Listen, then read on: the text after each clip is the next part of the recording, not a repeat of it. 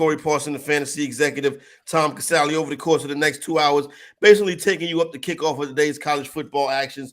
We get you updated game lines, best bets, everything we got to go through, recap some of the action that's already taking place in college football this week. Tom, we are into week 6, and we got some big matchups this week. Oh, yeah. Yep. I'm glad last week is over. Corey, you ever have one of those weeks where not only do you lose most of your bets, but you look back at your leans and you're like, good Lord Almighty, everything I thought was wrong. That's the week I had last week. I was getting ready to fade myself. But new week, a lot of interesting games this week. They're so interesting, I think you and I might be on the opposite side of a couple. So we're going to have that to talk about. Yeah, that's going to be good stuff. So to get in here and break down some of these games, as always, I want to start with some of these matchups coming up at the top of the 12 noon Eastern hour. Got some big ones going on, some rivalries, some big games. But let's start in Lawrence, and it's not basketball. Let's start in Lawrence. They get College Game Day out in Lawrence for Kansas. The most bet game of the week, right, Tom, between TCU and Kansas. Not only is this the most bet game of the week, but the first most bet team on the week is Texas Christian. The second highest bet team on the week is Kansas. So it's really suing a true battle of people have definitely taken sides on this game right here. I have not hopped in on this one. It'll probably be a live play for me. But let's go out to Kansas. TCU opens up around 6.5. Tom, this morning I'm seeing some places laying 8. All the money coming in on Texas Christian this morning. Yeah, well, I mean, first of all, you said something for the first time in the history of the world on October 8th. Let's start in Lawrence. That is not something we say until until February. Yeah. Right. So that tells you what kind of season that Kansas is having. Great job there by Leopold, the head coach. This is an interesting game, Corey, because I do think the number is a little high based on what TCU did last week. But I will say this, Oklahoma stinks. I know it's hard to wrap our heads around that. Now, TCU has talent. Here's why I didn't bet the game. I looked hard at Kansas. I think this is going to be a back-and-forth game. Obviously, with that high total, there's going to be a lot of points. I think Kansas is really going to stick around, even maybe have the lead early on. I just worry in a game that goes back and forth, the team with more athletes, with more talent, eventually pulls away in the second half later in the game and covers the number. You mentioned a live bet. That's maybe where I would hit TCU. Kansas is going to have all the emotion, right? They're going to be, the place is going to be packed. Game day is there for a football game. I'd wait for TCU, see if they fall behind early. They got plenty of weapons in a game that's going to have a lot of points. Jump on the Horned Frogs on the live line. No doubt. It's big day out there in Lawrence. College Game Day there, as you mentioned. I saw some footage where they was lined up last night. So shout out to everybody in Lawrence as you get ready for this big game today. What I worry about with Kansas, here's the thing with Kansas with this game, right, Tom? Like, a part of me doesn't want to get in front of Kansas, but a part of me also is saying, all right, now, at some point, this is going to have to slow down a little bit. But maybe it doesn't, Tom. You know what I'm saying? We've seen situations like this before where when a team is hot and it's their year, they just can go ahead and roll. But I do agree with you. This is when I'm not touching pre-flop. But if I was, it would probably be on Texas Christian. I think Texas Christian is a tougher team than Kansas. But like I said, it's just hard to imagine getting in front of the Jayhawks right now. Well, and you bring up a good point, Corey. We're seeing this in the NFL too. Sometimes it takes a while for not just us, but odds makers to adjust their numbers. I'll give you an example in the NFL. The Broncos have an all-time bad coach. Right? But people are still betting the numbers aren't adjusting. It's like the year of the Browns, right? When everybody kept betting Cleveland because the pros had their numbers. But Hugh Jackson was an all-time bad coach. Yeah. So sometimes you need to adjust your numbers. Same thing with college. When teams that aren't the Ohio States, the Georgias, when they're having a good year, people are waiting for the bottom to fall out, right? They're like, we don't really believe in it. We don't really believe in Kansas. But if you take the name away and just look, they have some impressive wins. I mean, they're blowing teams out of the water. Nobody's stopped their offense yet. So if you get out of your head that it's Kansas, like if you get out of your head that the Broncos were a preseason Super Bowl favorite, just start from now. you got to kind of retrain your brain to think about these teams. And we'll see today. Going into the year, I had two teams in the Big 12 I really liked, TCU and Kansas State. I ended up taking futures on Kansas State, but I know a lot of smart people were all over the Frogs. They thought that they had a lot of things went wrong last year, coaching change, everything, a lot of talent. I think this is going to be a great game.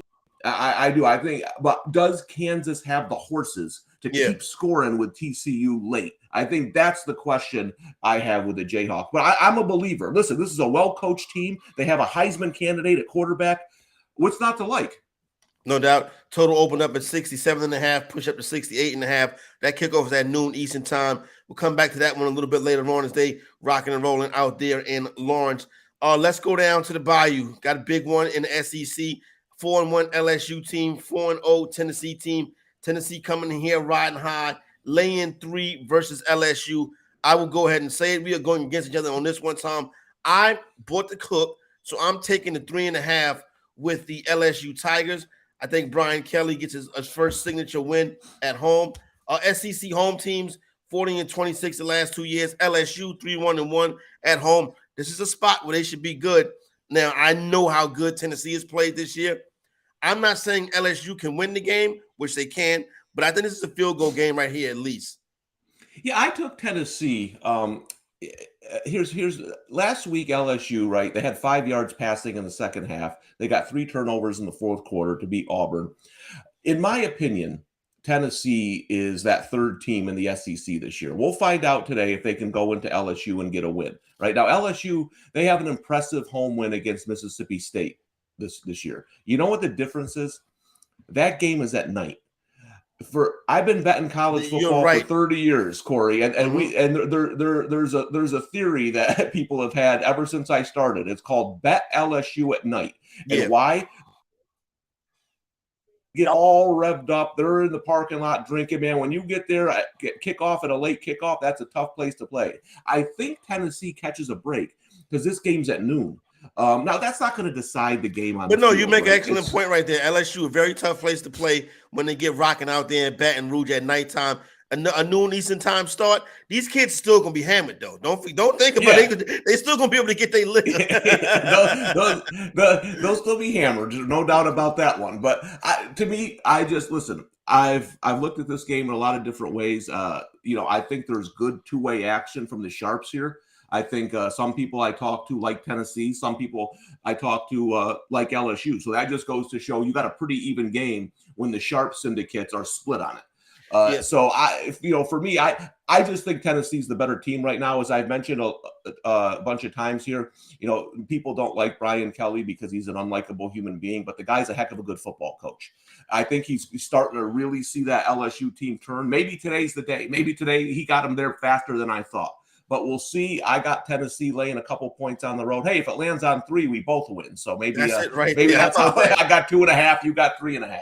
Maybe we can both get the W right here if it does land on 3. All right, last year, this weekend, Tom, I was actually in Dallas, Texas. Giants played the Cowboys. I went to that game on Sunday. It just so happens I woke up Saturday morning and I had an email saying, hey, I'm in Texas. I'm going to the Red River Shootout today. I got a spot for you. Unfortunately, I wasn't able to make it. I would have been a bucket list type event to go to the Cotton Bowl and witness that game. When you look back at this game, it's one of the true rivalries of college football. I remember to me, the best one was the 45-35 Colt McCoy versus Sam Bradford game from a number of years ago. This is probably a little over a decade or so ago now. Colt McCoy and Sam Bradford's two dudes that hung around the NFL for a long time. Sam Bradford, a very rich man, and never really got anything accomplished. With that being said, two rivals in the Big 12. Oklahoma comes in here in a tough spot, Tom. Not playing good football right now. Oklahoma catching some 8.5. There's some 7.5s out there, so the numbers getting a little bit of action coming in on the Sooners. But Texas laying a big number here. They are the favorite and one of the most heavily bet teams on the day. Yeah, well, first of all, as a fellow Cowboys fan, I mean, at least go to a game where the outcome is in doubt. Hell, we beat the Giants every time we play them, so that's no fun. But in terms, I tried to take Oklahoma. I tried every angle I could. I wanted to take them so bad. Here's why I didn't take it. Quinn Ewers is coming back today for Texas. Now, people who don't follow college football as closely might not know that he is one of the all-time top recruits. I know everyone's talking about Arch Manning coming there, but Quinn Ewers coming to Texas was why I kind of liked him in the preseason, because he is now. We saw a little bit of what we're talking about against Alabama, right? We saw a quarterback that looked like the all-time number one recruit. He would have beat Alabama that day if he didn't get hurt. He can sling it. He can sling it. And when you looked at Oklahoma's defense the last couple of weeks, I don't know if they're going to be able to stop Texas. This might be one of those 55-38 kind of games where Texas just keeps scoring and scoring and scoring, and Oklahoma can't do anything about it. Plus, you're looking at quarterback issues at Oklahoma right now. I don't think they can keep up. I wanted to take Oklahoma with the points in this rivalry game, but I think Texas gets it done today. Well, you're comfortable laying a number with Texas at 8.5, 7.5, or what is your limit on laying this number?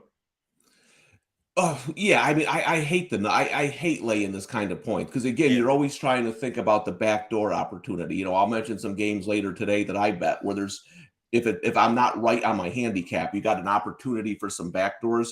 This is one of those where, I mean, Texas has to have a comfortable lead late. I mean, we saw last year, no lead is safe. Now, Oklahoma doesn't have Caleb Williams coming off the bench, so that might be a different story today. Exactly. He's playing for USC now.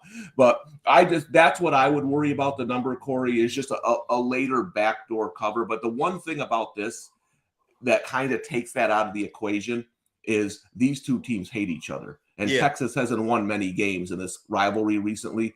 And this one's for the boosters. And boosters bet. Listen, Tom Osborne used to cover spreads all the time for the boosters. That's why people love them. These guys know. Okay, they know the boosters. Shout out to Tom Osborne. Yeah, Tom Osborne. Listen, it takes a lot to cover 50-point spreads. Tom used to keep his starters in there. So, but listen, I know that's not how the game's going to be coached, but I'm just saying, if they get a chance to lay it to Oklahoma, they're going to lay it to Oklahoma. So I do think Texas is the right side today. No, I definitely like that underdog angle. Well, not the underdog angle, but that rivalry angle. I definitely like that, because like you said, if they get a chance to hang a number on them, they probably will. So yeah, I definitely think this could be a very good spot for the Longhorns right here. Oklahoma struggling right now. Oklahoma's in the fade. If you want to get the best fade, the public spot on the board today, it's going to be the Oklahoma Sooners. Tom, interesting, and just flashed just now, FanDuel and DraftKings. Listen, this is how this Tennessee and LSU game is getting bet. DraftKings flashed a 3.5 on Tennessee. Around the same time, LSU got a 2.5 on FanDuel. So money coming in both ways, you know what I'm saying? So interesting to keep an eye on that number. Sitting at 3 across the board right now between Tennessee and LSU. All right, where do we got to go next? Oh, here's one of my ones for the day. Mississippi State down there in Stark, Vegas. Mississippi State laying 9, got a 9.5 out there. Arkansas comes into town. Razorbacks, Bulldogs, SEC matchup at noon. It's going to be hot out there. Be careful if you're taking in alcoholic beverages. Yeah. And there's a lot of people like Mississippi State today. I just can't get there with the number. I got them in the money line parlay. Yeah. I'm honest with you. Yeah. That makes sense to me. I think they win this game, but we know how well Sam Pittman's done as an underdog. Now, what my only win last week was Alabama when I took them against Arkansas, because I thought it was a bad spot for the Hogs. And even, they almost covered that number too. It was a bigger number, obviously. But I just think Sam Pittman in these spots is tough to bet against. I think Mississippi State's a very good team. I was surprised that they got beat pretty easily by LSU, to be honest with you. So we'll see how they play against a pretty good Arkansas team today.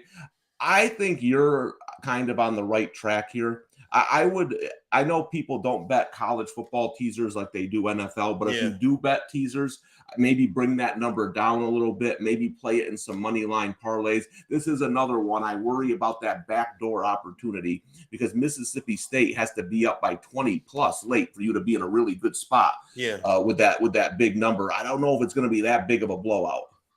Now, it's going to be interesting. I got a story I'll tell a little bit later on about me waking up to check my account this morning and trying to figure out what the hell was going on. And then I realized Dana Holgerson got me back. All that trash I talked about Dana Holgerson last week, he came and interrupted. Let me tell you something, Corey. That game was something, but just for the people listening, just so you know, That coach for Memphis stinks. That Hmm. program, you don't know yet because they haven't played a tough schedule early on, but that program's on the decline. And I thought that for a couple years, and for him to lose that game, he should be ashamed of himself. Listen, those players were getting ready they were getting ready to transfer in the fourth quarter. They had the paperwork out on Houston. You know what I mean? They were getting ready to leave the program, and all of a sudden they blow a 2-touchdown lead in the final minute and a half. Can't do it. I changed the channel, Tom. You know what I'm saying? I went to something else. So I'm watching San Jose. I'm the back end of the parlay last night with San Jose State and UNLV. I was on San Jose State. So I'm like, so I'm getting my NFL bets together and stuff, and I you know what I'm saying? I wrapped up my night strong, and then I laid down.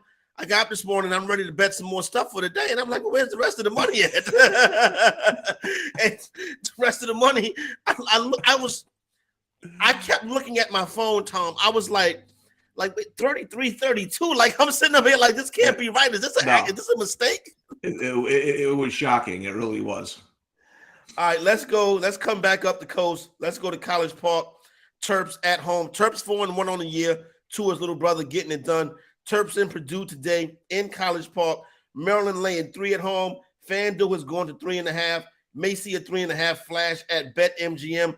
Purdue Boilermakers on the road, underdog in conference, catching 3.5, Tom, in College Park. Yeah, I have Purdue to win the Big Ten West. They got a really big win last week against Minnesota in a low-scoring game. I don't know. Maryland's playing better than I thought they would this year. They even their one loss was to Michigan in a game they were very competitive against the Wolverines on the road. I think this number's a little short today. I know some of the smart guys like Maryland. I'll be rooting for Purdue for my futures bet, but I think Maryland is the right side laying the small number at home. Yeah, I have a hard time trusting Maryland football. Yeah. I've been burnt by them in the past, but as I was looking at this game today, I was thinking to myself, it's late a number with Maryland. Maybe you put Maryland money line, but I think Maryland is the way to go in this contest right here. Total sitting at 58.5, but Maryland laying that 3 is a good solid number. Missouri had the Georgia Bulldogs on the rope last week, Tom. I was thinking to myself, hey, they might pull this out. You know what I'm saying? You got the upset alert across the bottom of the screen. Georgia Bulldogs do pull it together in the fourth quarter, go ahead and get the win. Now, this week, Missouri goes on the road to take on Florida. Florida laying 10.5. Everybody in the SEC always beats Missouri, so it's all kind of streaks going on. But do you think Missouri can bounce back, get up again to go down there to Gainesville this week, or do you think that tough loss last week might take everything out of them? Because they played back-to-back good games and couldn't come up with no wins. Yeah, and when you're laying 27 with Georgia like I was last week, you don't really want to see the upset alert go across the screen. You're probably not going to cover the 4 touchdowns if upset alerts are coming across the screen. Listen, I'll tell you what, that was really one of my favorite spots of the year last week was Georgia. I thought they were going to pound Missouri. I even got an old take. I got an old takes exposed retweet on that saying that Georgia was going to win by 40, 50 points. And that's fine because I really believed it. I thought after playing Kent tough that week before, going into the SEC opener against a team they matched up well on paper, I thought Georgia was going to push them around, and they didn't. Missouri played tough, and I was looking to take them this week too. But the point you made, Corey, has backed me off. Is can they, again, 18, 19-year-old kids, can they get up again now for a game on the road? I think Florida is way overvalued by the odds makers this year. I don't think they should be laying 10.5, but I worry Missouri not having a lot in the tank. This is something I would watch early on for a live bet, see if Missouri's lethargic, if they don't really have it. Now, it doesn't always work that way. Maybe they put that game behind them and they think, hey, you know what? We're a lot better than we thought we were going to be. The kids start believing in themselves. We almost beat Georgia, and they come out and then they upset Florida. So I think watch this game early. It's a live betting situation. I can't lay 10.5 points with Florida. That number is way too high in my opinion. And that number is just about going right now, just about everywhere, painted across the board. You got the University of Florida laying 11. So money coming in on the Gators this morning. They're going to be a big root in this one. I would stay away from this. I definitely wouldn't lay 11 with the Gators. This looks like a perfect spot for a backdoor cover. You mentioned that earlier, Tom. I don't see them getting blown out. So I think this one could be interesting. Let's right quick before we head on out to our first break. Michigan's laying 22.5 on the road versus Indiana. The total is 59. Maybe no bet here, Tom, or what do you think about obviously I know you like Michigan, but is Michigan worth laying 23 points with? So what They I did haven't here, been able to lay numbers good this year, right? no, they haven't, but this Indiana team is bad, really bad. So what I did here is there's two ways I would bet this game. I got a little bit on the over. I think Michigan might hit 50 themselves. I Okay. also think the Michigan team total over is in play here. This is a game where I think J.J. McCarthy is unleashed. Now, they don't need him today, right? They could just run the ball against Indiana, but Harbaugh is going to need his quarterback in these games coming up to make plays down the field. I think this is a perfect game. Let's get J.J. McCarthy rolling. I think Michigan wins big today. I think the game goes over, and I think that Michigan team total over is a very good bet. All right, as we continue on moving to the move throughout the course of the program, we will update you on the line movement and everything going on these noon Eastern time starts.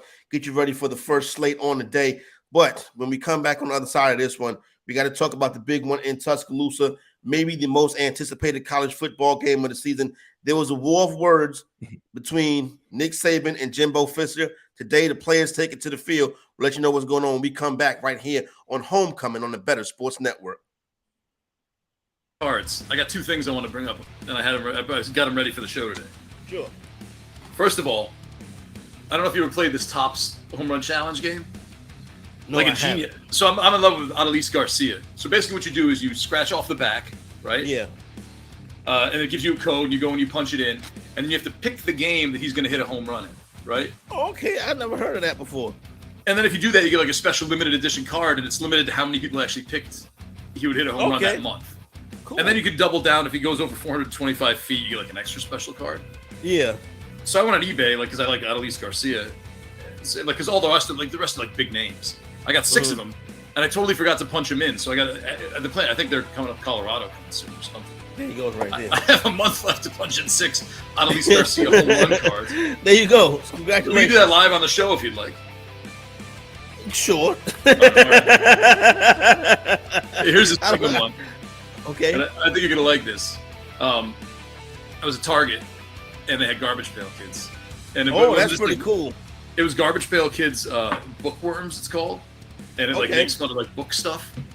This is one of the greatest cards I've ever got in my life, and I'm trying to probably buy more. You see Nice, that right there? that. That's pretty dope right there. It's That's Winnie dope. It's Winnie the Pooper. Yeah, and he's that. pooping on. Look at that. I like that. That's dope right there. That's clever, Nando. You know, this is the best card I've ever seen in my life. It's worth $1.50. I was going to elementary school, right, in the Washington Heights area of New York City. You used to walk down Broadway, and on Broadway and 150th Street, it was a dude. You would go in there, and he used to hand out, sell, like, you know what I'm saying? He used to sell the Garbage Pail Kids in the morning before we go to school. So everybody was in that store buying Garbage Pail Kids. You know what I'm saying? Yeah, so that's pretty cool right there. Yeah, just get that. So I'm up to deal with the Garbage Pail Kids. I think that's pretty cool. It's Winnie the Pooper. Yeah, I mean, you see the little poop emojis right there too. That's a cool card, Nando. Yeah, right. You can get it for like $2. I like that. I don't know why. This is my favorite thing in the world right now. I don't even know what to do with it. Like, I want to hang it up on my wall or something. Like, it's just so. Who comes up with Winnie the Pooh pooping on? Winnie the Pooper.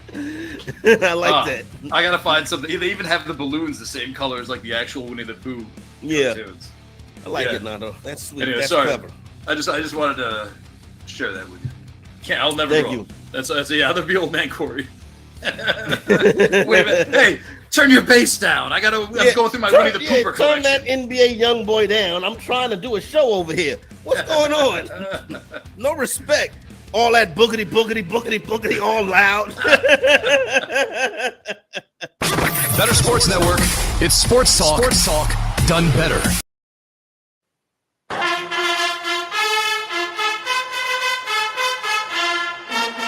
The narcissist in him doesn't allow those things to happen.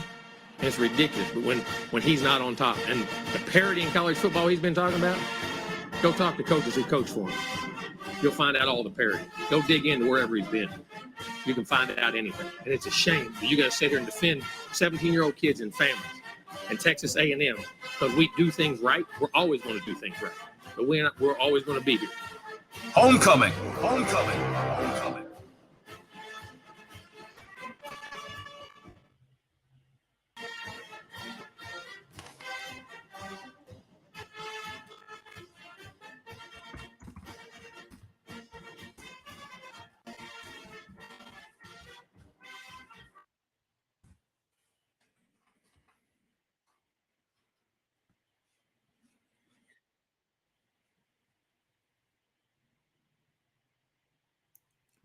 Well, looks like Corey's having technical issues again. What kind of internet connection does he have over there? You figure a guy who's on 90 shows a week's got good internet connection, but he's on mute over there. Weird or something. We're gonna Corey and I are gonna talk about this Texas A&M Alabama game here coming up. So here's the thing, Jimbo is saying, well, our relationship is good and all that nonsense right now, but he got personal there with Nick Saban. He said, go ask the coaches who coached with him and see that. Those are comments that are hard to take back. This wasn't just a disagreement on an issue or anything like that. He kind of got personal there. So that's one of the things. If Alabama gets a lead tonight, Jimbo could take it on the chin. Quarterback issues here, though. Both schools likely to be without their starter. A&M going back to the guy who started at the beginning of the season. It doesn't really matter. The offense is the exact same, but obviously Alabama, it will not be the exact same without Bryce Young, the Heisman, one of the Heisman Trophy favorites, not playing tonight, expected not to play tonight. We'll see how it goes, but this is a big number to lay in this game. I know a lot of people are going with the, well, Nick is going to lay it on theory, right? Well, Nick's got to be up to lay it on. He's got, listen, the young quarterback he's got there is supposed to be a stud too, but he's not Bryce Young. And here's the thing with Alabama going to a young quarterback this year compared to years before. They don't have the receivers they've had in years past. This is a young group of receivers that's just starting to come around here. So I get the theory on, okay, Nick's going to be pissed. Nick's going to lay it to Jimbo. But is he going to have the lead, the comfortable lead to start doing that? He doesn't have his quarterback. I don't know. I think the number's a little high here. This is like 14 points higher than it was in the game of the year line. Now, Texas A&M, check. Their offense is tough to watch, and that's where Jimbo's got to do something different here. We can't just recruit 13 5-star defensive tackles. They got to start putting some points on the board if they want to compete with the Georgias and the Alabamas of the world. So I don't know. I lean Texas A&M, but I'm staying away from this one. Corey, I don't know if you heard a word that I said. I can hear everything. I can hear everything. What are your thoughts on this? Because a lot of people are going with the Nick's going to roll it up theory, but you got to be up to, you got to have a big lead. If Nick's up by 7 to 10 points, he ain't worrying about sending a message to Jimbo Fisher. He's worried about winning the football game. So I think that's going to be in play. Now, you talk about a live betting situation. If this looks like it's going to be a blowout early, then get on board, because then, Nick's up 30 and Nick's going to be up 40 pretty soon.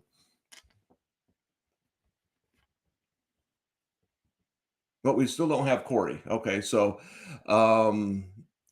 nope, he's still out. Okay, so that's one of the games. Obviously, the biggest game of the day, not the most bet game of the day, as Corey mentioned. LSU, Tennessee. I'm seeing some tweets coming through. Kansas, TCU, a lot of money there. So because of the big spread, and I think because of the quarterback situation, there's not quite as much money on this Alabama game as we thought there was going to be. But moving on, I'll give you one of my plays for the day, because Corey probably don't want to talk about this game. I took Navy +6 against Tulsa. This is a Navy team. Now, listen, their option isn't explosive. It's not like the Army Air Force option. They don't have a quarterback, a dynamic quarterback. But what I like about Navy is their defense has played better the last couple games. They beat a good East Carolina team, probably a bowl team, 23-20. They lost to a very good Air Force team, definitely a bowl game, 13-10. So they've been playing these tight, low-scoring slugfests. Now, Tulsa has some issues at quarterback. We don't know if their starter is going to be there today. Why is Tulsa laying almost a touchdown on the road? We saw this earlier in the year. Tulsa was laying 6.5 to Wyoming. Wyoming beat them outright. I think people are starting to sleep a little bit on Navy because they lost to Delaware in the opener and looked really bad. But I think they're better now, especially on the defensive side of the ball. I think it's going to be a low-scoring kind of slugfest here. I'll take the 6 points at home with the Naval Academy today. Watch out for the outright win from the Navy boys. Well, Corey still isn't on, so I'll go with another one of my picks. Let's stay with the service academies.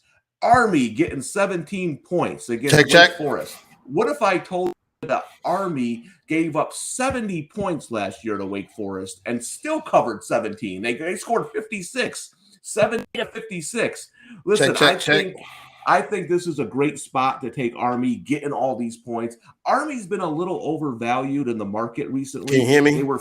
They're not as good as a favorite, but I don't think Wake Forest is built to stop this Wake Forest. I don't think they're built, Wake Forest, defensively to stop this option attack. If Army can just get Wake Forest to punt a couple of times, I think they cover the 17 on the road today. We got Corey back. We got me, Tom. I got you. I'm just talking about the service academies. When you're, I know you don't like the service academies. I don't like the service academies. Oh, I don't like that Wyoming. You ain't gonna give me that Wyoming uniform. Yeah, you're not gonna give me no Navy Army love when your mic's working. So I had to get that in while you were away. Well, good. I'm glad you got that in. Also heard you break down A&M and Alabama today. Good job with that one. Total 51. Listen, I don't know if I'm laying this number today, Tom. Interesting because of what took place in the offseason, but Jimbo don't have the arsenal right now to go against Alabama. Another thing with Jimbo, have you noticed Jimbo has been looking very disheveled on the sideline this season? What's going on with that? Normally, he looks like unshaven, shirt, clothes hanging off him. What's going on with my man Jimbo, Tom? Yeah, it's interesting, Corey, because there's two aspects to coaching. There's recruiting and there's game day coaching. Right now, like look at a guy like Scott Frost. One of the things that don't get talked about enough with him is he's a terrible recruiter. Nebraska has terrible talent, so that's a big part of it. Now, Jimbo, we know, can recruit. Right, he's got the top recruiting class almost every year. But where is this talent translating on the field? They're an average football team, and he does look disheveled. And listen, Texas A&M might not get talked about with some of these bigger teams, but you got to remember something about Texas A&M.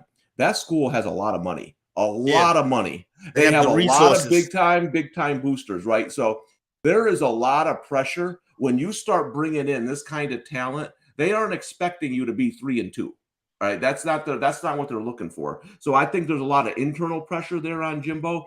There's going to be a heck of a lot of pressure here today, Corey, because as I mentioned, he got a little personal with Nick Saban. Yeah, it wasn't that he had a disagreement with him. I think Nick would have been fine with that if they had a football disagreement and they were going back and forth. But when he starts saying, go talk to the coaches who coached with him, now you're talking about getting into his character. So if Nick is ahead. Now remember, there's no Bryce Young probably today. That's a big factor in all this. I think he may have been ruled out.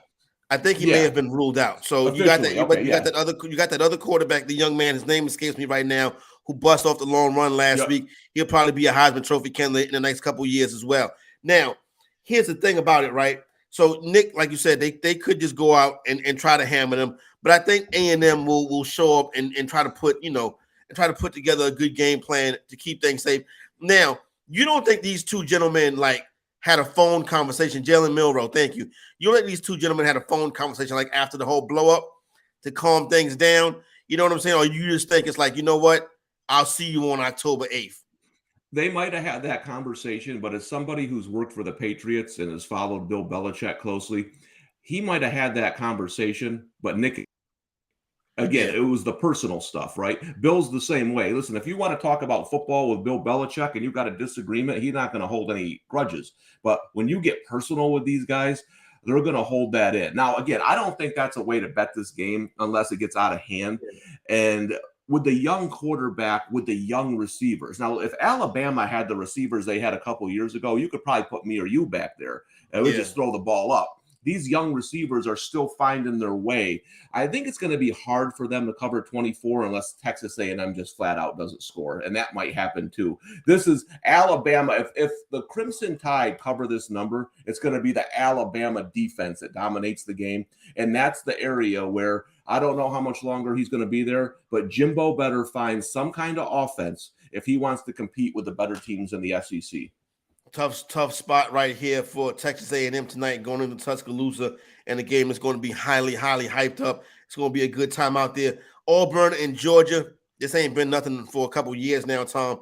Georgia laying 30 at home. We've seen the Bulldogs really the past couple of weeks struggle. Do you think there's something to worry about? Obviously not this week versus Auburn, but as they get into late December and going into the college football playoff, are you worried about the way the Bulldogs have looked the past couple of weeks? Well, I don't know if worried is the right word, but I will say this. I think people like me who thought they would bounce back last week, maybe losing all those defensive players is taking a bigger impact on them than the first couple games have shown.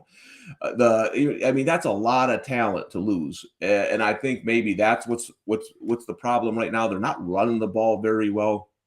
This is going to be an interesting game because they didn't get the blowout last week I thought they would get. Now they've had two subpar performances. I do think they get it today. I think Auburn is a bad football team. Again, that's one of the reasons I don't love LSU today. That Auburn should have beat LSU last week, and they're not a very good football team. So I'm not going to lay the 30, but I think Georgia wins this pretty handily today. Texas Tech, Oklahoma State, the Cowboys laying 9.5 at home, total 68.5. What do you think about this one, Tom? I think Texas Tech been kind of a rough season so far, but I think Texas Tech is going to hang close tonight. I'm not willing to take the points with Texas Tech. I'll keep an eye on the game. Probably no bet here, but I don't think I'll lay this number with the Cowboys. Yeah, I had Baylor last week, and one of the things I said on the show is I hope I'm not underrating this Oklahoma State offense because I talked to a couple guys, and that's what they had said to me, that this Oklahoma State offense might be really, really good. It might be because they had no trouble moving the ball on Baylor last week, which is a very good defense. So I think maybe I was a little wrong on Oklahoma State coming into the season, so I'm going to sit back and evaluate. I know the number dropped here. Texas Tech's one of those teams. We say this every week. I don't have a good handle on them. I don't, I'm trying to find a good read on Texas Tech, and I don't really have one yet. I can see taking the points here. Oklahoma State coming off a big win. I'm just worried that I misevaluated Oklahoma State a little bit, so I'm going to stay away from this one. Oklahoma State 4-0-1 at home the last couple seasons versus Big 12 opponents. Now here's one this is an interesting one right here, Tom. Because I'm going back to I think I'm going to end up. I'm really feeling the Utes. You know what I'm saying?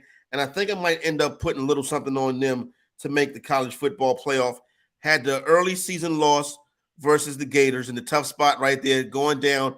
Could have had a chance to win that game. They throw the interception. Today they're laying 3.5 on the road versus UCLA. Man, Utah is a tough team. This number's been moving in their direction. It's a big Pac-12 spot. It's actually going to be on regular TV and not the Pac-12 network, so we get to watch it. I feel I'm not laying the number, Tom. I got them in the money line parlay, but I like Utah today versus UCLA. Yeah, no, I can get down with that money line parlay, and I think they cover this number. I stood off this game for one reason. Utah has a game coming up that's going to have a lot of my money on. They got USC. Yep. Yeah. And I've been waiting to get USC. I've been waiting for it. I almost got them outright at Oregon State, but I think that game is where USC's lack of physicality on defense is really going to show up. So I'm hoping this game is close because if they listen, the market loves Utah. And if they go and blow out UCLA, I'm not going to get the number I want in that game. I'll probably still bet it, but I'm hoping this is a tough game on the road. But listen, you mentioned it perfectly. Like Utah was a team everybody loved coming into the season. Then they lose that game at Florida. But we mentioned that the following week, Corey, when we both like Kentucky. If you look at that game, a lot of crazy things happened. Like Florida couldn't stop the run. Richardson made some unbelievable plays, right? It is the first game of the season. You're on the road in the South, SEC talent. I'm not going to really hold that against Utah. Yeah. That's a tough loss, right? It's a game they should have won. But I still think they're the favorites to win the Pac-12. I think they win today, and I think they lay it pretty good to USC coming up here. Interesting game coming up between these two teams today. Utah laying 3.5 versus UCLA. That number is just about painted across the board at 3.5 all over the spot. Not really too much movement on that yet. No matter of fact, we have seen it come in a little bit. some money hitting the board for the Trojans. Seeing threes. Yeah, we got threes painted now. BetMGM has the 3 juiced on Utah to 115, but we got threes painted across the board in that one. The Fighting Irish have yet to cover a home spread this season, Tom. They're laying 3.5 at home versus BYU. Now, you have spoke disparagingly about BYU. Am I correct to say that? Yeah, a little bit. Okay, so you don't like BYU. Well, I think well, I think they're a little overvalued in the market. The game that I think kind of exposed them was that Oregon game. I know you liked Oregon that day, and I kind of liked BYU, but I thought they were exposed as maybe a little bit overvalued. They got really blown out of the water, and they haven't really looked great this season other than a win against Baylor in a game at home that they should have lost. And I don't know how good Baylor is, to be honest with you. So Notre Dame is a team, Corey, I still don't have a great feel for yet. I took them against North Carolina when I was the one person on earth who had them that day. But my only reasoning is because UNC just has an all-time bad defense. That was a game Notre Dame could line up, run the football. Their quarterback's not going to really be exposed in that game. I don't know if they can do that today. BYU's defense is a lot better. I think this is going to be an ugly game. I don't know how many points are going to be scored. I would look to take the under here, even though I hate betting unders in college football. Total is 51 on this one. BYU and Notre Dame and South Bend today. Let's hop into some conference action. Take us to the end of this hour. Ohio State and Michigan State, big rivals. It's not going to be a big game. Ohio State laying 27 on the road, and Michigan State total is 65. Are you ready to start laying these big numbers with Ohio State yet? Yeah, I mean, normally this is a place where I would take Michigan State, but as if we talked about every week, they're so beat up. They've got so many big injuries. Can they rise up and at home? I just don't see it. I looked really hard at trying to take them here. Spot-wise, it's a great spot for Michigan State. Talent-wise, I think they're in trouble. Listen, maybe they stick around for a while. This is going to get, again, a game if you're looking to bet live. Maybe they can control this game, slow it down a little bit for a while, but sooner or later, it's too much Ohio State offense. I think they eventually cover this number. If you get, would you take Michigan State plus 14.5 at first half? No. Yeah. I can't. Well, and the reason is that they're having so much trouble moving the football offensively. Their quarterback is struggling. They would need a couple of things to go their way to stay in this game early. A fumble, an interception. You know what I'm saying? I can't bank on those things. If their offense is struggling early and they're not getting any turnovers, it's going to be hard for them to stay in this game. Let's go to the ACC. Virginia Tech and Pittsburgh meeting up in Pittsburgh. Pittsburgh laying 14.5 at home. The total is 42 in this one. 2 ACC teams. What do you think about this one? I think Pittsburgh wins big today. I know they lost last week. They got upset. Here's the thing. I mentioned about recruiting, and I've said this a couple times on this show. Justin Fuente, the former coach for Virginia Tech, is an all-time bad recruiter. They don't have any talent at all. They are a bad football team. It's hard to get blown out by UNC with their defense. I mean, they couldn't even move the ball against them. I think this is a nice get-right spot for Pitt, and they win this game going away. Pitt Panthers in this one today, laying 14.5 versus Tech. Let's go to Vanderbilt. Ole Miss comes into Vandy. Ole Miss laying 17 on the road. Total is 61 in this one. Interesting because unders so far in the SEC are hitting at about 60%. 9-4 to the under in conference matchups between SEC foes. Ole Miss laying 17, total 61. Vanderbilt is just looking like, once again, they're looking like fodder for the rest of the SEC. Yeah, well, let's keep going with the unders. I think this game probably goes under too. Mississippi, it's if you haven't seen Ole Miss play this year, I know you think of Lane Kiffin, you think throwing the ball all over the place. That's not what they're doing. They're running the football. That's their strength.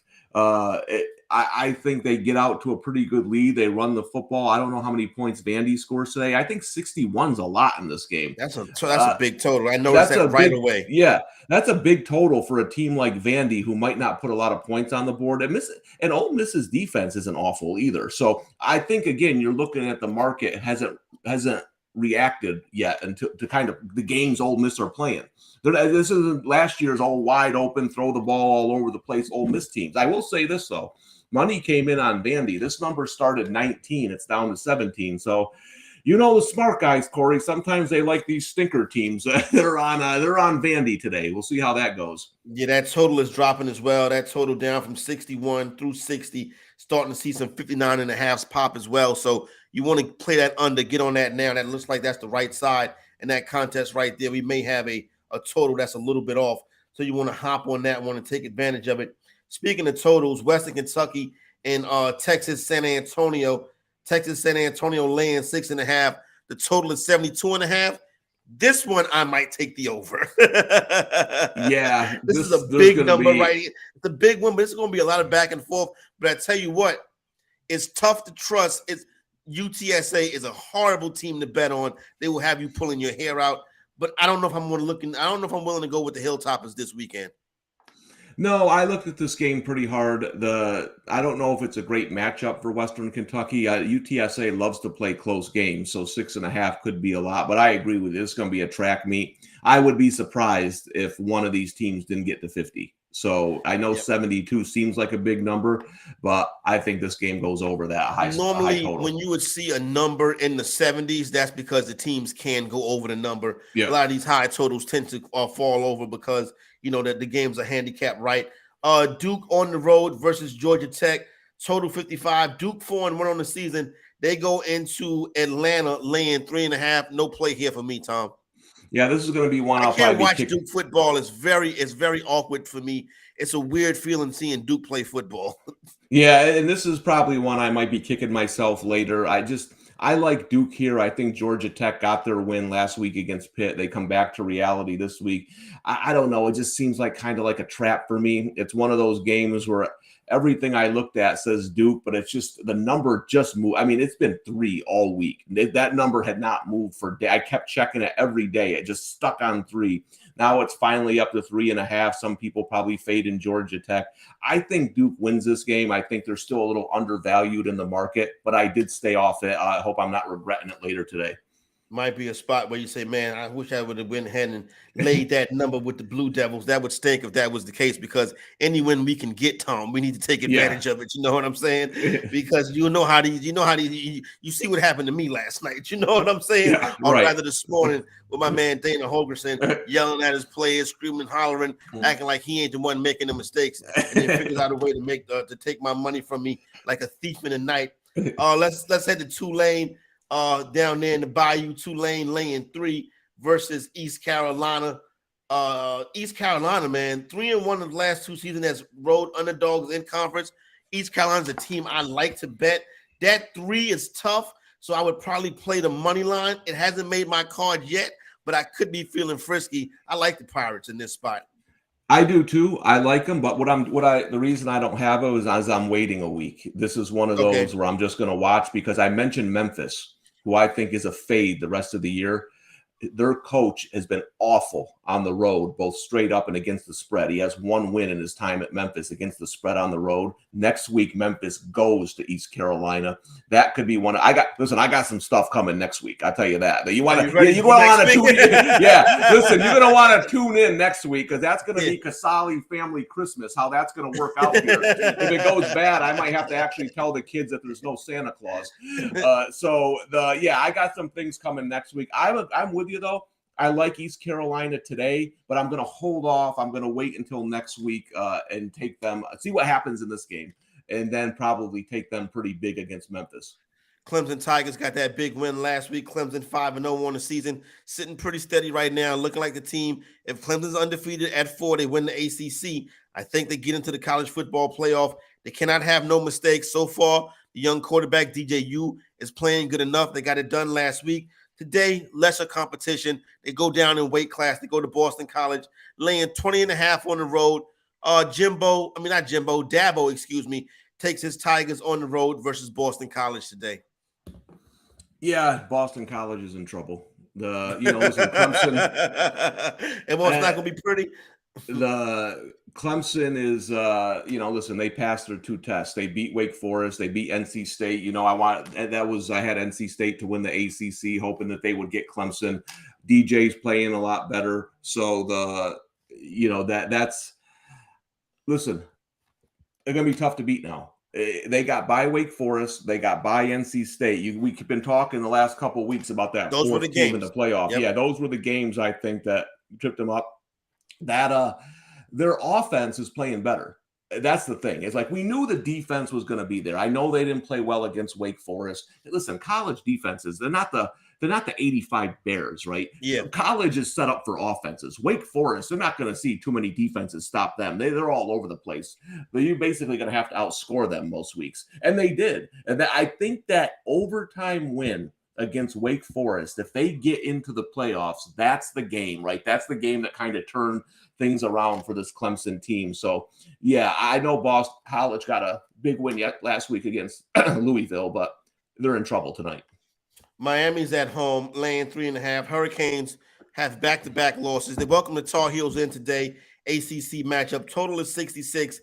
It's no way. I can't back either one of these teams. I'm not laying something with Miami, and I'm done with the Tar Heels until they get on the hardwood. Yeah, normally, listen, you know my hatred for that UNC team, right? I try to fade them at any time I can with that defense. They're playing the one team I have no trust in at all. You're looking at a quarterback in Van Dyke who was supposed to be a Heisman contender before the season. Now they're talking about benching him. A lot of problems going on in Miami. I certainly can't trust UNC with that defense until I see something from them. Beating Va Tech isn't it for me. Maybe today, if they can slow down Miami, I start to reevaluate how I look at them. But this is a game. It's a complete stay away for me. I don't really have a good feel for either team. This game opens up 3.5, still pinned at 3.5. See our buddy Bettor Boss says he's laying the 3.5 with Miami today. That's risky right there. You know what I'm saying? That is a risky one right there. Yeah, he's got some interesting bets there. He's got my Army 16.5. You got to get early on that, baby. That's 17. That's where you're down by 24. You get the old option. They're not going to give up. Army's not going to give up. You get that backdoor cover. So 17. He's taking 16.5 with that. 16.5. Yeah. Ole Miss Vandy under. I implore everybody to put a couple dollars on that one. He's also got Navy at 5.5. Let me get to one more of these conference matchups, and then we'll take a break, reset, get ready for hour number 2. Go through it again. Let's see if any breaking news comes out. Get you some latest line moves and stuff like that, Tom. But Washington and Arizona State, you know what? You got to give them some love. You know what I'm saying? Now, this is the Pac-12 game that you're not going to be able to see. But if you want to wager on it, you have to lay 13.5 with Washington. The total is 55.5. Yeah, me and 12 other people will see this game. If you need play-by-play, you can at the Tom Casale on Twitter. Give me a follow, and I'll let you know what's going on in the game. So last week I had UCLA only because Washington hadn't played a game on the road yet, and that's kind of an angle I like. If a team just racks up wins at home, then has to play their first road game against a formidable opponent, and they got caught. Arizona State, I thought they played better against USC than the score indicated. They kind of ran out of gas at the end, a couple of turnovers. USC turned them into points. I lean Washington here. I think Washington bounces back. I don't think Arizona State has the offense that UCLA has to really hurt them down the field. So I lean Washington, but there's too many better games on the board, in my opinion, to bet today than Washington, Arizona State. Especially you can't even watch it. You know. You can't even. You don't want to be. You don't want to be DMing me all night. So just find something else that you can actually see. And look, hey, you can even bet Texas isn't on the Longhorn Network that it supposedly exists somewhere. It's not even I have that one, so we can watch Texas today too. Like the Longhorn Network, brought to you by Jerry Jones, something like that. You know what I'm saying? Like it's you don't really see like that. In one place. You got to have one random streaming service to find it. Tom, I wanted to right quick. Let's touch. Let's pause. Getting ready for today's action, right quick, so we get to the top of the hour. Look back at some of the things that have taken place so far this week. I did hit a money line bet. I had Central Florida's money line on Wednesday night when they faced SMU. Central Florida 41, SMU 19. Central Florida lays the number successfully. And it looks like the under cash in that one as well. What do you think about that game on Wednesday night between UCF and SMU? Yeah, I thought UCF was the right side. SMU is a team. I mean, you're hearing about kids are sitting out. There's a lot going on at SMU right now. I don't love UCF overall, but I thought that was the kind of game where they could score enough points. Their defense is better than I thought it was going to be. I don't know if they're all. That's a team I think we got to reevaluate a little bit, because you're thinking at the beginning of the year they're going to go out, they're going to score a ton of points, blah blah. But as actually their defense is what's winning their games, and their totals are still pretty elevated. So if you're looking forward on UCF, that might be a team where you can get some good value on the under. Nebraska, your Cornhuskers, was in Jersey last night. They beat Rutgers 14-13.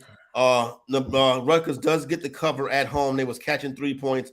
The total was 51. The under cashes easily on that one. The Nebraska players and the Rutgers crowd had some words after the game last night.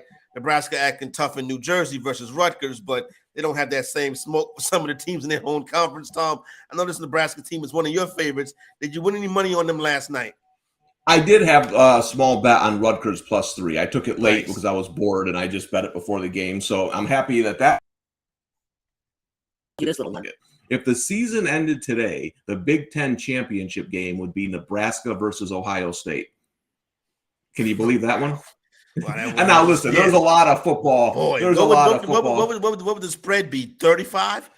Yeah, it would be huge. But there's a lot of football to be played, obviously. But that just goes to show you that the Big Ten West is wide open. I mean, I got Purdue, and whoever you have, you're in there. Illinois is a chance to win that thing now. So there's a lot going on. But a little bit. Yeah, my problem with Nebraska moving forward is, again, they don't have any talent. Especially defensively. When you're looking at poor recruiting, you got to look at the defensive side of the ball. Most people can find running backs that, it's the defensive side of the ball where poor recruiting really shows up. Virginia Tech, Nebraska, those defenses are terrible. I know we didn't see it last night against Rutgers, but some of these better Big Ten teams should be able to roll Nebraska coming up. San Jose State and UNLV closes last night, with San Jose State as a 6.5-point favorite. The total closed at 51.5 on that one. So the under cash, and San Jose State walloped UNLV, beating them 40-7. It was some people that were saying people saying that it was some people interested, intrigued in UNLV coming into the season. San Jose State laid the smack of down last night, Tom. Yeah, San Jose State is a team I was just way off on. I mean, they're playing much better than I had predicted earlier in the season. That's one of those teams. So if you're kind of new to, especially college sports betting, sometimes you got to take a step back and just say, all right, let's either stay away from a team or reevaluate how you thought about them coming into the season. And San Jose State's one of them. I actually liked UNLV getting the points last night. I didn't bet it, but that was my lean. But they were never in that game. San Jose State blew them out start to finish. And again, now San Jose State is one of those teams. Remember, the books aren't going to be off very much on Oklahoma, Texas. They know you're going to bet that one. Yeah. Nobody gives a rat's ass about San Jose State. So those are the teams where you can continue to find value this far into the season because the adjustments just aren't there yet. Colorado State and Nevada played last night. Colorado State, unfortunately. Yeah, I didn't watch one snap of that. But State gets a 17-14 victory over Nevada. And obviously, we told you a little earlier about my situation with Houston and Memphis last night. Houston comes back in the final moments of the game, get a 33-32 victory. So that's how college football has started for this weekend. When we come back on the other side, we get your latest line moves, update you on what's going on with those noon starts, taking a look at our marquee matchups on the day, get into some conference plays. If you're going to be on tilt tonight, we'll let you know who you should target. Look at some of these evening games as well. It's homecoming, week 6 of college football. Corey and Tom will be right back after this on the Bettor Sports Network. And follow your fantasy team while you buy, sell, and trade collectibles in real time. Only on Bettor Sports Network.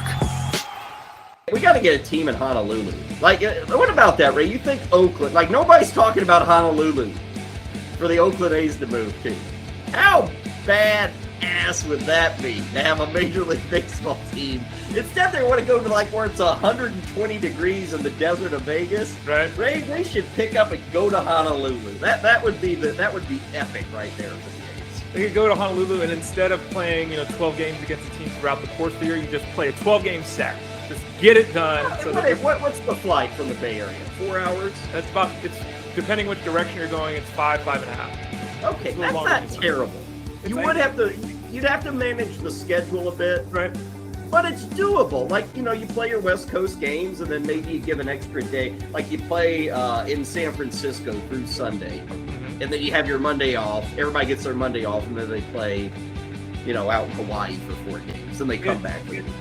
It's very similar time-wise for us in California, in the Bay Area, to go to Hawaii as it is to go to New York. It's very similar. So yeah, like you're saying, Giants do that to go to the Mets. The A's do that to go to the Yankees. They do it, so it would be very similar. They would be they've already got the baseball background. I mean, they're dominant. The island loves their baseball. And Ray, you could even rebrand the team from the Oakland A's to the Oakland Lays. You can do the Lays, Ray. Look at that. Good. That's actually, there's no way that would ever happen, but that's pretty good, Kyle. On the fly. I'm giving away like free marketing right here. Good work. Right on the joke. The plan is for them to stay here, but the fans hate them. I don't know if the city likes them. They can't. I mean, it's embarrassing. I don't know. The plan There's a lot of land in Hawaii. Just think about the views, Ray, of the Pacific. It would put your crap ballpark in San Francisco to shame. Like, everybody thinks that's a good view. Right. They'd have like waterfalls and real palm trees and the Pacific Ocean. People trolling fire in the 7th inning They would stretch. make the Giants Park look like, the vet in Philly. It would look that awful if they moved to Hawaii. And you go to your flip-flops or shorts. They serve Mai Tais. They give lays away. The first 5,000 fans, whatever. Well, everybody in the chat room loves it. Every time I get a compliment, I don't bring it up on the show. Oh, okay, sorry. I don't want to be that guy. Call, chat, enter contests in real time. It's Sports Talk 3.0 with Bettor Sports Network.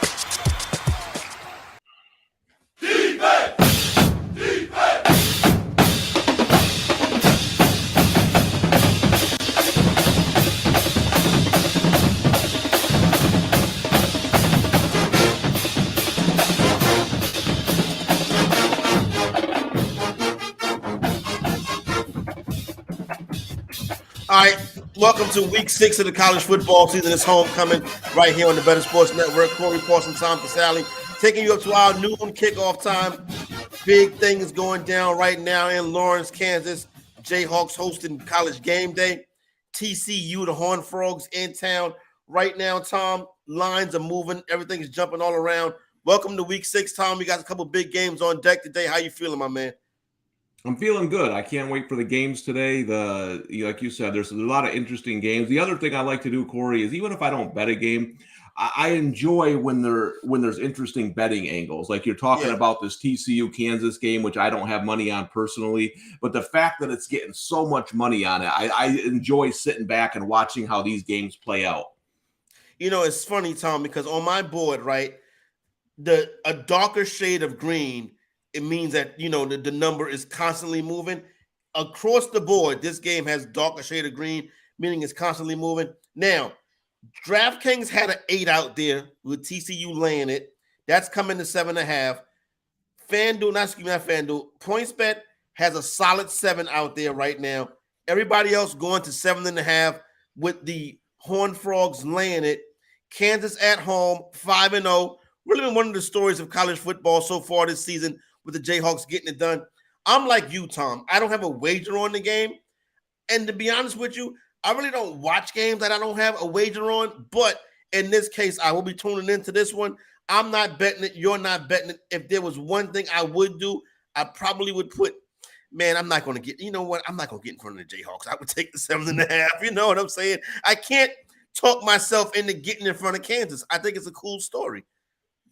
Yeah, and as we mentioned earlier, I think it's a little bit overreaction. Don't win your money. Yeah, no, they don't. I think it's a little bit of an overreaction from last week on the line. But as Kansas, this is going to be a back and forth game. I just wonder, can Kansas keep up with TCU? They got a lot of weapons on offense. But just remember this, is that Oklahoma lost a ton of people from last year, not just their coach, and they have not looked good the last 2 weeks. So I think the TCU, how badly they beat Oklahoma, is a little bit overvalued. Plus, they lost their quarterback in that game. It's going to be a fun game to watch. Yeah, I do the exact opposite of you, Corey. I have 3 TVs, and ain't one of them on a game I bet. So I watch the games I don't bet. Once I put my money in on it, I can't do anything else with you. So I'll turn on those games like in the second half, unless it's like Tennessee LSU. I'm going to watch that game because it's an interesting game. But listen, I got Navy, I got Army. I'm probably not going to watch those games. I'm just going to let those games, marinate and see what happens for a while. Let it fly and see what happens. Let's go down to Baton Rouge. Shout out to everybody in Baton Rouge getting ready for the big SEC matchup coming up at noon Eastern time today. LSU Tigers catching 3 points at home. I bought the hook. I got it at 3.5, catching it with LSU. Tennessee undefeated comes in to Baton Rouge. Good point you mentioned earlier, Tom. They come through at 12 noon Eastern time on a Saturday, not going in there at 8 o'clock at night down in Death Valley. Tennessee, there's a lot of people in the SEC feeling real good about this Volunteer team. The Vols are back, baby. Rocky Top laying 3 on the road versus LSU. Tom, you got the 2.5, right? Yeah, I just took Tennessee because I feel like they're the better team at this time. LSU is a team next year I'm probably going to be on heavy once Brian Kelly gets a year in there, gets a couple recruiting classes in there, because I say all the time, the guy can coach. I don't think they should be this, like their record right now, I don't think should be what it is. I mean, Mississippi State's a better football team than LSU. LSU whooped them. So coaching matters, and Brian Kelly can coach, and that's why I think they have a chance today. Now, talent-wise, I think Tennessee is a level above them right now. One thing I'll say that favors your bet, Corey, is Tennessee quarterback Hendon Hooker. He either looks like a Heisman Trophy winner or he looks like somebody who should start at Ball State. He has that, like there's not really a middle ground with him, right? He has his games where he looks so good. He looks like one of the best quarterbacks in the country. Then he'll have games where you're like, what in the heck is going on here? So if he has the latter and looks like he should transfer to Ball State at the end of the day, you're going to be in good shape. Yeah.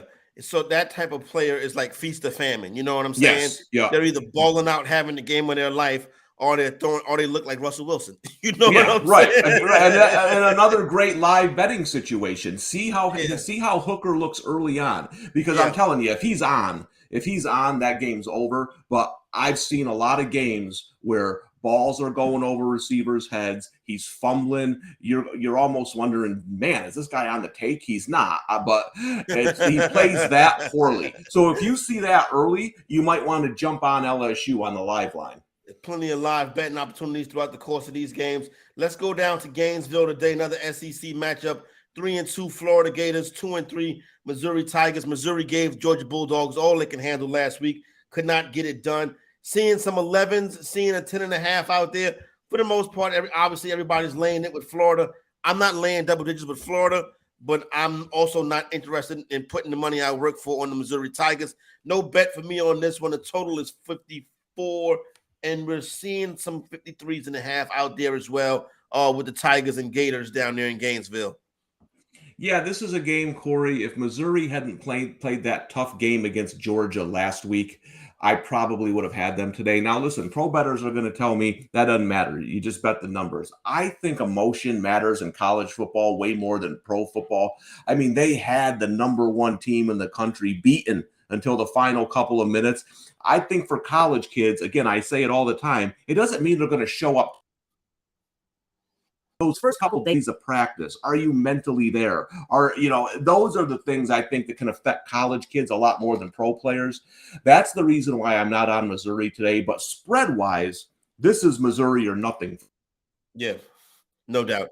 Late 11 with Florida, man, I hope you got 2 or 3 jobs if you're going to do that, because I can't put my money on laying double digits with the Gators. Inflation definitely hitting those pockets. If you're not feeling inflation, then go ahead and lay it with the Gators. But everybody else, we'll go ahead and sit out of this one. Do have a line move in College Park. Starting to see some 2.5s show up. Terps laying 3.5. Has gone to 3. We've seen it move to 2.5. You got FanDuel now laying 2.5, 2.5 posted with the Terps laying it in College Park today. And the threes that are out there are juiced to $1.15, even one to $1.20. So it looks like some money is coming in on the Boilermakers. Maryland is 4-1 on the season. They've played well this year. Not a spot for me. Interesting to see the Boilermakers taking some cash, though. Yeah, it's interesting for me too, Corey, because I talked to a couple pro bettors who said Maryland's one of their favorite plays this week. So this is a perfect example of something I know is that be careful when you hear the word sharps are on something. There are betting syndicates all over the country. And sometimes they don't agree on games. Perfect example is what we said earlier is LSU Tennessee. I've heard from both sharps on both sides of that game. So it's not like every game, all the sharps are piling on one side. I think this is interesting because I thought the money would come in today a little bit on Maryland. It's gone the other way, which tells me some pro money's back in the Boilermakers. I'm going to sit back and just watch this one. I told you I got a ticket on Purdue to win the Big Ten West. That's good enough for me. I think there's some better games on the board. It's going to be a close one throughout.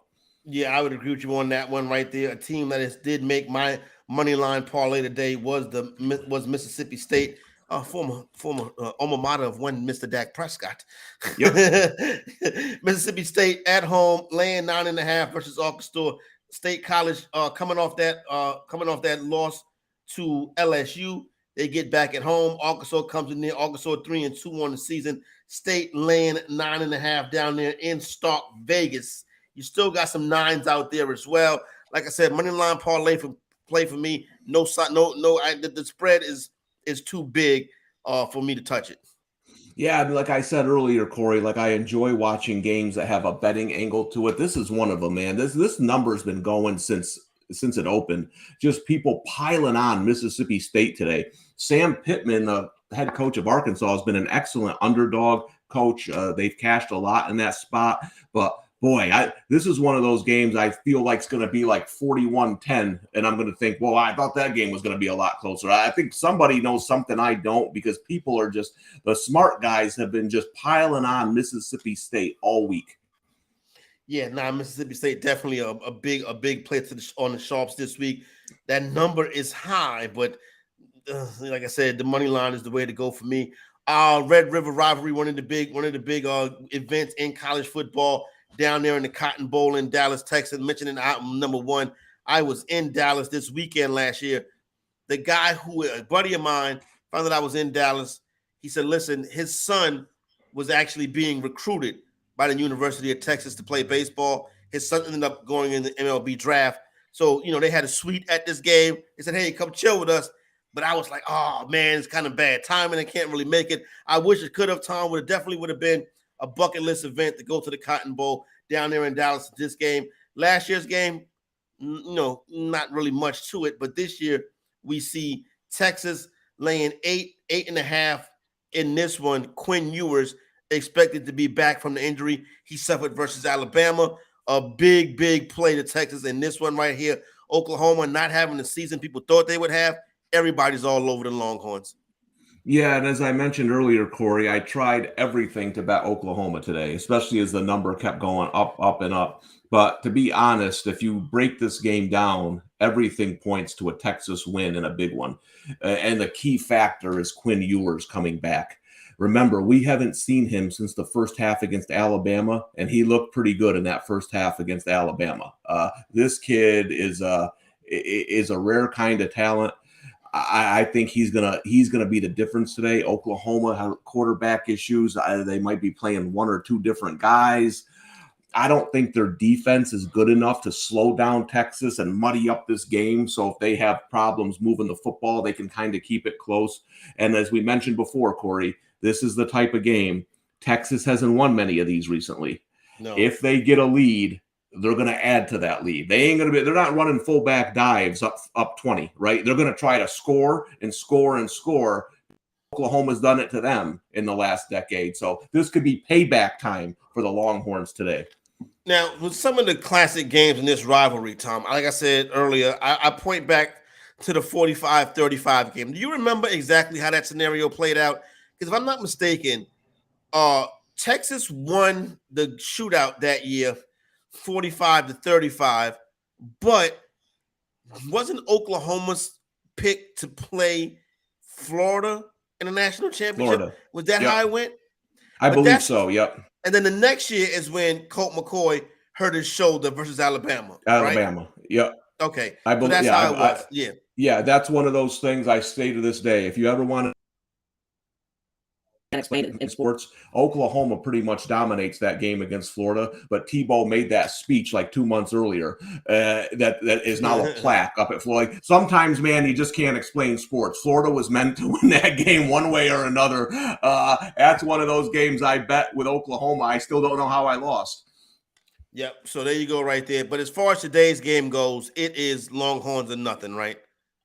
Yeah, I think so. And again, I really tried to find an angle for the Sooners. It's just not there other than taking the points in a rivalry game. But, we got to remember something. It's a rivalry game to Texas, too, and they haven't won many in the last 10 years. So, again, with Ewers back is the difference for me. I think they scored too many points. All right, so there you go right there. That's where we are standing right now, up to date with some of those early starts, getting ready to kick off. We do see some line movement as far as the game between Louisville and Virginia. That's a noon kickoff as well. Right now, we see where PointsBet has gone from 1.5 down to 1. So you're seeing some money coming in on the Cavaliers. This one, Tom, I'm not betting this game right here. Both these 2 and 3 teams are not really. I can't watch this. No, I do know that the money has come in on Virginia. We're hearing reports that if Scott Satterfield loses this game, he's going to get fired by Louisville. I never understand that stuff. You're telling me if he beats Virginia, he's the coach for you, and if he loses to Virginia, he's not the coach for you. You know what I mean? Like, sorry, Scott. I don't understand that kind of stuff. All that tells me is he's going to get fired at the end of the season. If Louisville is putting their entire season on a game against Virginia, I never get that stuff. But I do think there's problems in that Louisville program that they lost to a bad Boston College team last week. So I think Virginia is the right side, but I'm like you. I probably wouldn't bet this game if you gave me money to bet it. All right, so there you go. There goes your early starts, right? Now we got plenty of evening time starts coming up, including the soon-to-be top pick of the NFL draft. Could miss this game. He could be on the field. We'll let you know what's going on with that. Plus, my man Jalen in the chat asking about Northwestern. We'll get you up to date on that as well. When we come back, homecoming right here on the Bettor Sports Network.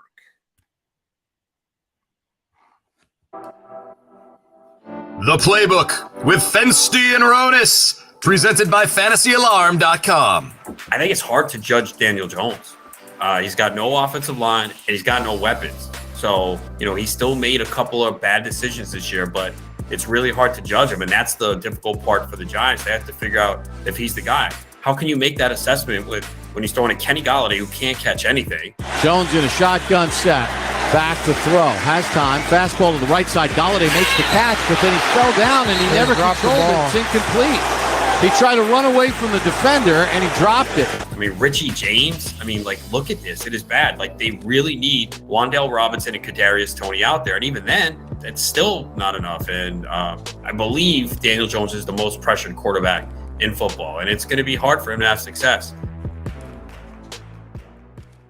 Corey Nando and Friends, presented by Mayo Media. What can we say about 5 more passes batted at the line by Baker Mayfield? That's 12 for the season. I've never seen anything like this. Last year's leader had 17 for the entire season. Mayfield's on pace for 51, and the Panthers barely throw. Thank you. They barely throw. They don't make no explosive plays. They can't do nothing offensively. But when you look at this team, they ran 51 plays yesterday. They had 220 total yards. They ran the ball for 40 yards. They threw the ball for 180. On the throws, it was under 5 yards a pass. They are using their short passing game as a running game, but it ain't going nowhere. There's no explosive plays from anybody. Baker Mayfield's a dog, and that was just a terrible display of football. There was a reason to boo. There's a reason to be calling for Rule's job. There's a reason to want everybody out in Carolina because that thing is pitiful. Lunch Money with Kyle and Ray, presented by FantasyGuru.com. We are hearing reports, Ray, that people felt this was so unfair and so dastardly that people are like changing rules and allowing folks to remove Kamara from their starting lineup. You cannot break this rule. This is lousy, Ray, and I hate the precedent that some people are setting with this. Later on, the commissioner said, oh, yeah, sorry, you didn't get up at 6 in the morning today. We'll allow you to make a switch. Sorry. If you're mad at something here, you don't get mad at your league, you don't get mad at the rules, you don't get mad at your commissioner, you get mad at the bloody NFL, who I have said all along, what are we doing here? Why are we trying to take over the world? It's just bad luck, Ray. This happens a lot, doesn't it? It just doesn't happen with the likes of Alvin Kamara. You got to be awake when the actives and inactives come out. But again, if you want to lay blame, it's the NFL. Why is the NFL playing games that the majority of the people in the United States aren't even awake for? What are they doing? Isn't it our league? North America's league, or is it Europe's league? So if you're mad at someone, you're mad at the NFL.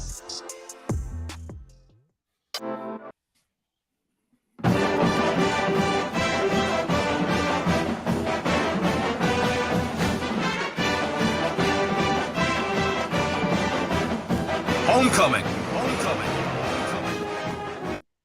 Big time college football action all over the country this week. Corey Parson and Tom Casale helping you get ready to make the proper wages right here on the Bettor Sports Network. Don't forget, tomorrow morning, beginning at 9 a.m. Eastern Time, we get you ready for a big NFL Sunday. Kicking it off with our Sunday pregame and programming. Get you ready to set your lineups on your wages and stuff like that. Then at 1 p.m. Eastern Time, myself, Adam Ronis, and normally Tom Casale, but this week, holding it down for Tom is the king, Scott Angle. So me, Adam, and Scott Angle, you can imagine the hijinks taking place tomorrow in the Bettor Zone broadcast beginning at 1 p.m. Eastern Time. The best way to watch the football game is with your homies right here on the Bettor Sports Network. Tom, I just saw one of the most respected sports bettors in the book. Not in the book. One of the most respected sports bettors there is, period. Like, this is a respected sports bettor. He done been in a slammer. Like, the real some of the real sharp bettors, Tom, spend time behind bars. You know what I'm saying? Yes. I don't know. They're not posting on Twitter 24 hours a day. They're actually But I did see where he put it in capital letters. South Carolina money line. Interesting, Tom. So you will very well. I know you were on the Gamecocks today. There's no way I can bet on the Gamecocks. I laid the 6 with Kentucky. Total is 46. Quarterback Will Levis was going to be more than likely the first pick in the NFL draft. He's a true game time decision today. This is interesting, Tom. You're on Carolina. The Philly Godfather is on South Carolina money line. Money line, Tom. What am I missing here? Is it just the quarterback injury? Is that enough? Well, yeah, he's not playing. The lines don't move 4.5 points if there's doubt with the odds makers, right? So I had the game beforehand, but I got the text that Will Levis out this week. And then about an hour later, you saw the number go down. And I think that's what it is you mentioned Corey might be the first pick in the draft. Sometimes in college, there's not a huge difference between the starter and the backup. But if you're looking at a guy who might be the first pick in the draft, I don't know that Kentucky's backup is going to be the future first pick in the draft. It's not like Alabama, right, where the guy behind is going to be a stud. The guy behind Levis is probably not as I can guarantee you he might be better than Carolina's quarterback, but that's not saying much. Ironically, Carolina's quarterback, who was once favored to be the first pick in the draft, Spencer Rattler, who will not be the first pick in the draft. No. I don't give many guarantees, Corey, but Spencer Rattler will not be the first pick in the draft. Is the USFL having a draft? Right. So I'm hoping that that this is one of those ugly games. South Carolina keeps it close. I don't know if Kentucky's the type of team. And again, you're talking about a completely different world here. I got 10.5. The line's 6. That's 2 completely different games, right? No I could be down 17 in the fourth and cover that number. So I don't love it nearly as much as 6, but apparently people smarter than me are calling for the outright win. The outright win. Hated rival, the South Carolina Gamecocks. Unbelievable. The outright win for the Gamecocks. This is going to be interesting. This is a 7:30 p.m. Eastern Time start tonight. So you keep your eyes on that one. Kentucky going for their 3rd straight win over the Gamecocks. interesting spot. Here's the thing, right? If Carolina is going to win this game, Tom, that means they're going to block a punt. Yeah. So I wish there was a way that you can put money on will Carolina block a punt or not. Yeah, they're going to have the Iowa offense today where they either block a punt, they scoop up fumbles. And, whenever you see Iowa scores 40 points, their defense and special teams has half of that. Yeah, exactly. For Carolina to win, it's going to have to be turnover. So if your book gives you, if you can bet on a block punt, if special teams play a turnover, if you want to get in on it that way, that is good because, like I said, a legendary sports bettor just put on his Twitter feed South Carolina money line. Very interesting stuff right there. Let's go to the game between Northwestern and Wisconsin. This one Northwestern home dog. It's some 10s out there, 10.5 out there. Wisconsin comes in 2-3, laying double digits on the road. I want no part of this one. I know Jalen likes Northwestern plus 10.5. Did you ever play on this game, Tom, or not? Yeah, Northwestern's the first bet I took this week. I took them plus the 10. And now that was before the coaching change. Remember, now Wisconsin has fired their coach, Paul Chryst. Jim Leonard, the defensive coordinator, has taken over. Interesting time, I thought, to fire the coach. The reason I bet this is purely from a perspective that I don't think Wisconsin's earned the right to be a 10-point favorite over anybody on the road. I know Northwestern's bad. They've played a lot of tight games, though. They give up 191 yards per game on the ground. Normally, this is a game Wisconsin would come in and roll them running the football. This isn't your normal Wisconsin team, though. They had 2 yards rushing last week against Illinois. Now, Northwestern's defense isn't Illinois' defense. I get it. But this just seems like a big number for a team that's in all kind of flux right now to be laying on the road. Pat Fitzgerald, a lot of times he comes up with ways to play these games close at home. I think the plus 10 is the way to go. I am on Northwestern this week. Right now, circle back up across the board right now. You're seeing the Gators laying 11 just about across the board right now. Also, that number in Arkansas and Mississippi, that total in that game is starting to come down right there as well. Check right quick on that Vanderbilt total. If you didn't get in on that, we told you earlier, you might want to hop on that one as well. See where that total is at right now. That total is still sitting at 60.5, 59.5, some spots. So you still got some time to hop in on that one right there. But that's the latest and greatest in the line movement. Yeah, real quick, Corey, you mentioned the Louisville, Virginia game a few minutes ago. I saw on Twitter that there was some injury information released on the Louisville side, and that's why some steam has come on for Virginia here because you mentioned how that line, the money has been coming on for Virginia. So I know we're doing this live. Sometimes we don't see everything that's breaking, but apparently some guys out for Louisville today is causing that line movement. All right, so there you go right there. QB1 is at home tonight in Southern California. USC laying 13 at home, total 65. Washington State comes in. You mentioned, Tom, USC with that big matchup coming up versus Utah. Washington State is the play today. UC Southern California is leg number 3 of my parlay. That includes Mississippi State, Utah, and Southern California. So that is one of my best. That's my people's parlay per se for the day. But Southern California laying 13 at home versus Washington State. Yeah, so I took Washington State on the opener, a small bet at plus 11, and then that line moved against me. As you said, USC is now 13. I to catch this USC defense, and I thought Washington State was a little undervalued, but I did talk to some guys smarter than me who think that Washington State might not necessarily match up as well against USC as some of the other teams in the Pac-12 that are going to give them trouble, that it's just going to be a back and forth scoring fest, and that favors USC, which I admit probably does. I thought Washington State, they should have won that game against Oregon. They played them really tough. I was happy with the way they bounced back and beat a Cal team pretty easily last week. Didn't have that hangover.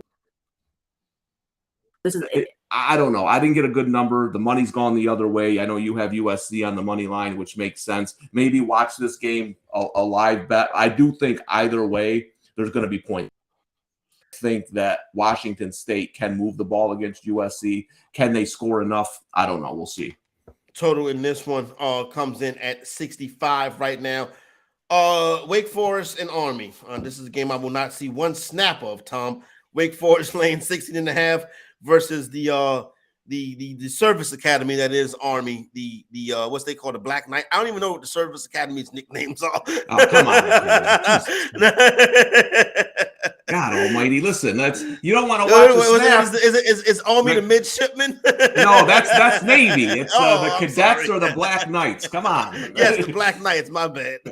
So, last year this game was 70-56. You didn't want to watch any of that. That's exciting. Yeah, so that's cool. Here's the thing, man. I think listen, I don't want to watch Army play Navy. That's the most boring game on earth. No, that one, when I'm not watching service academies play each other, they know the option. I think when Army plays teams like this, watching that option football is a thing of beauty. Like last year when Wake Forest just couldn't stop it.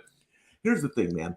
They're getting 17. Last year they covered 17 and gave up 70 points. Imagine if they could, just force a couple of punts here. I think it's kind of a bad spot for Wake Forest. And we talk about this all the time, Corey. There's times to take teams and there's time not to take them. Army's been a little overvalued in the market. They've been a favorite a couple of times. That's not when I like to take Army. Getting 17 points against a team that showed that they struggled against their option offense last year, I like them today. I think actually instead of all the big plays, they run the ball, they chew up clock. They limit Wake Forest possessions instead of trying to score right with them. That can cover the 17. And again, if you're down 20 points in the fourth quarter, Army's not going to quit. They never give up. No, you got an opportunity. Give up. Yeah, you got an opportunity for a backdoor cover. This is one of my favorite plays today because I think you're finally getting Army in a spot where they should be. Yeah. So talking me into this one, I'll be honest with you. That makes a lot of sense, particularly like you said. This could be open to a backdoor cover. Yeah. Army at 17, not a bad bet at all. Yeah, now I'm not going to be watching it either because I bet on it. So we're neither of us will be watching this game. It'll probably be 70-65 or so. Let me ask you, what about college basketball? Can you watch a college basketball game you bet on?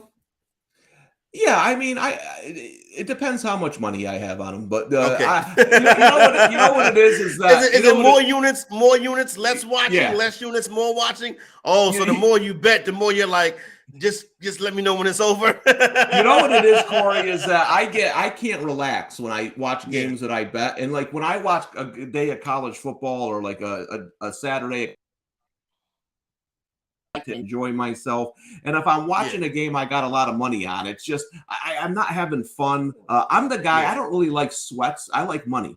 I like the bank. I can't pay the mortgage with you sweats. like rocking chair wins. Yeah, I like the rocking chair wins. So no, I do watch some of the games. Listen, I'll watch some of this Army game. I want to see how their option looks. And again, if you're looking for live betting, Wake Forest had no shot.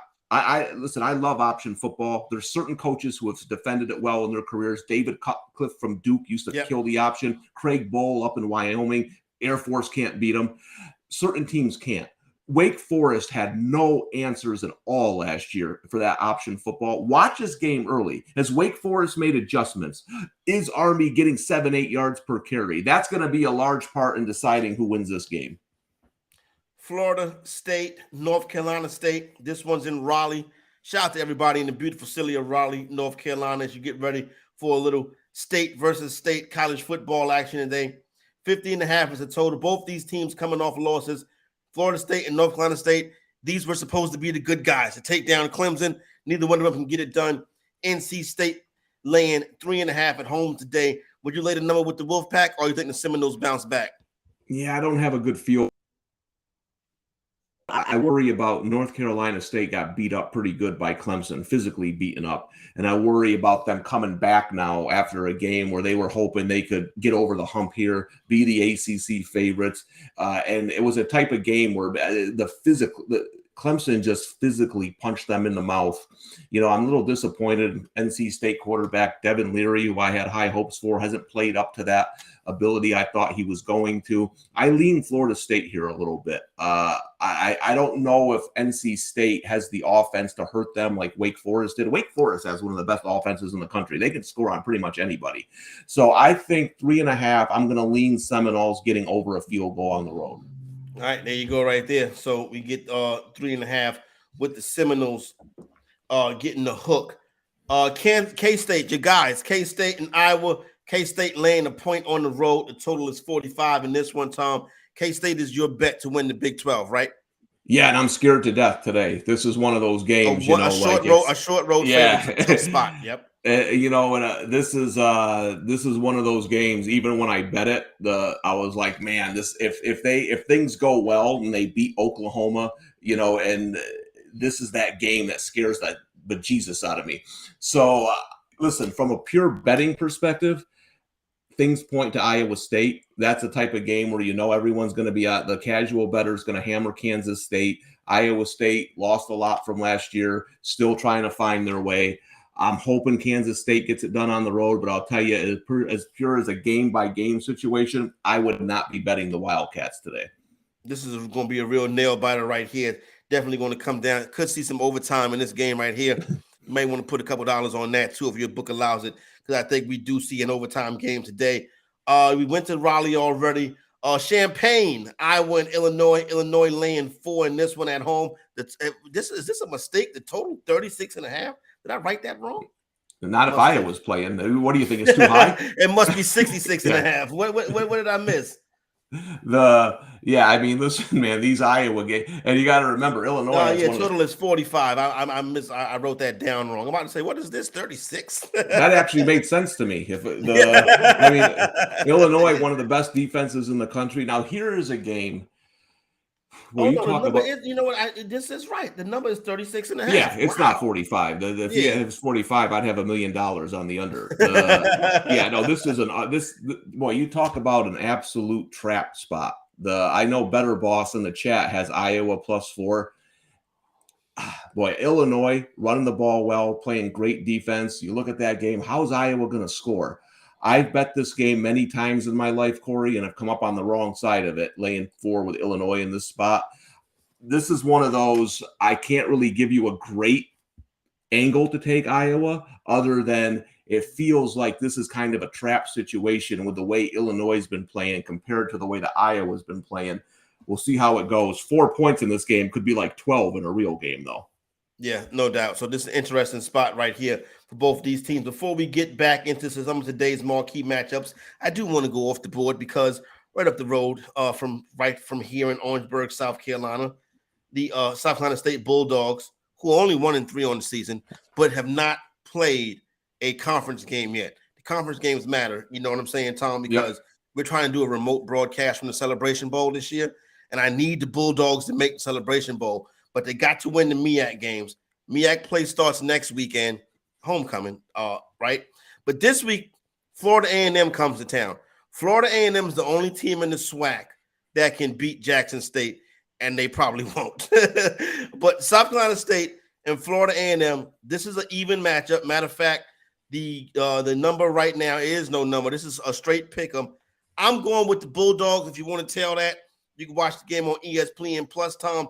But if we can start to build some momentum, then we can be in Atlanta for the Celebration Bowl, Tom, and we'll have a good time down there. We do a remote broadcast in December. So let me ask you, Corey, is the MEAC a stronger conference than the SWAC?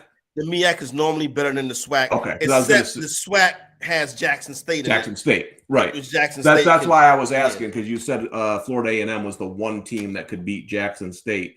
But moving over and playing a team from a tougher conference, you think that your boys prevail today? Well, we'll see. You know what I'm saying?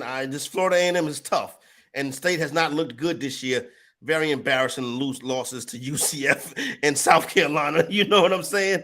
But those games, like you said, we got to get that's the money things got to go right for you to be close in those games. It's a whole different world. You're only looking. I mean, we see this in college basketball all the time, Corey. Teams start off like 1-9, 1-10 because they play these tough non-conference schedules where they have no chance. Then they go on and win their conference, and their record's like 16-12, right? So exactly, that could be the case here. Yeah. Right now. Right. Go ahead, Tom. No, I was just going to say, we talk about all the time. I don't know how much it helps your program playing those games. Coach Prime says, no, thank you. We don't need the money right now.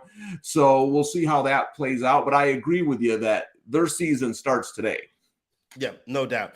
FAMU, big spot next week. University next week is still out of conference. Homecoming playing Virginia Lynchburg. That's an FCS school. Easy homecoming win. And then they get into North Carolina Central, Morgan State, Dell State, Howard, and Norfolk State. That's where it'll be determined that who ends up going on to the Celebration Bowl. Now, we're out of that, so let's get back to the schools you know about. You know what I'm saying? Well, let me tell you something right now. Let me tell you something, though. I used to do a college basketball show with Corey back in the day last year. Yeah. And listen, when he speaks about these games, the MEAC, you better listen, because he had a couple there, man, that hit on the money line at like 10-point underdog. So when Corey says something about that MEAC conference, my ears are wide open. So not time to fire yet. We'll start firing on the MEAC soon when they get into conference play. But we do have conference play down in Athens today. Georgia Bulldogs, a 30-point home favorite versus Auburn. If you're going to the game in Athens, you know what I'm saying? And go out there, enjoy it, have a good time, watch the blowout, then get back to your dormitory safely. Yeah, well, and the big thing you're watching here is how Georgia looks, because they haven't looked great the last 2 weeks against what should be inferior opponents. So how do the Bulldogs bounce back? Because they got some tougher games coming up that they're going to need to play better than they have recently. If you're into this sort of thing, I'm not, but the underdog has dominated this series against the spread. That's something back in the old days, man. If you always took the point, whoever in this game, but that's when the teams were a lot closer in talent. Now now it's just a different story. I think I was a week off on Georgia. I had them last week against Missouri. Didn't work out. I think they come back strong. I think Auburn is in for a long day. Oklahoma State 4-0-1 at home the last couple of years versus Big 12 opponents. Today they're laying 9.5 versus Texas Tech.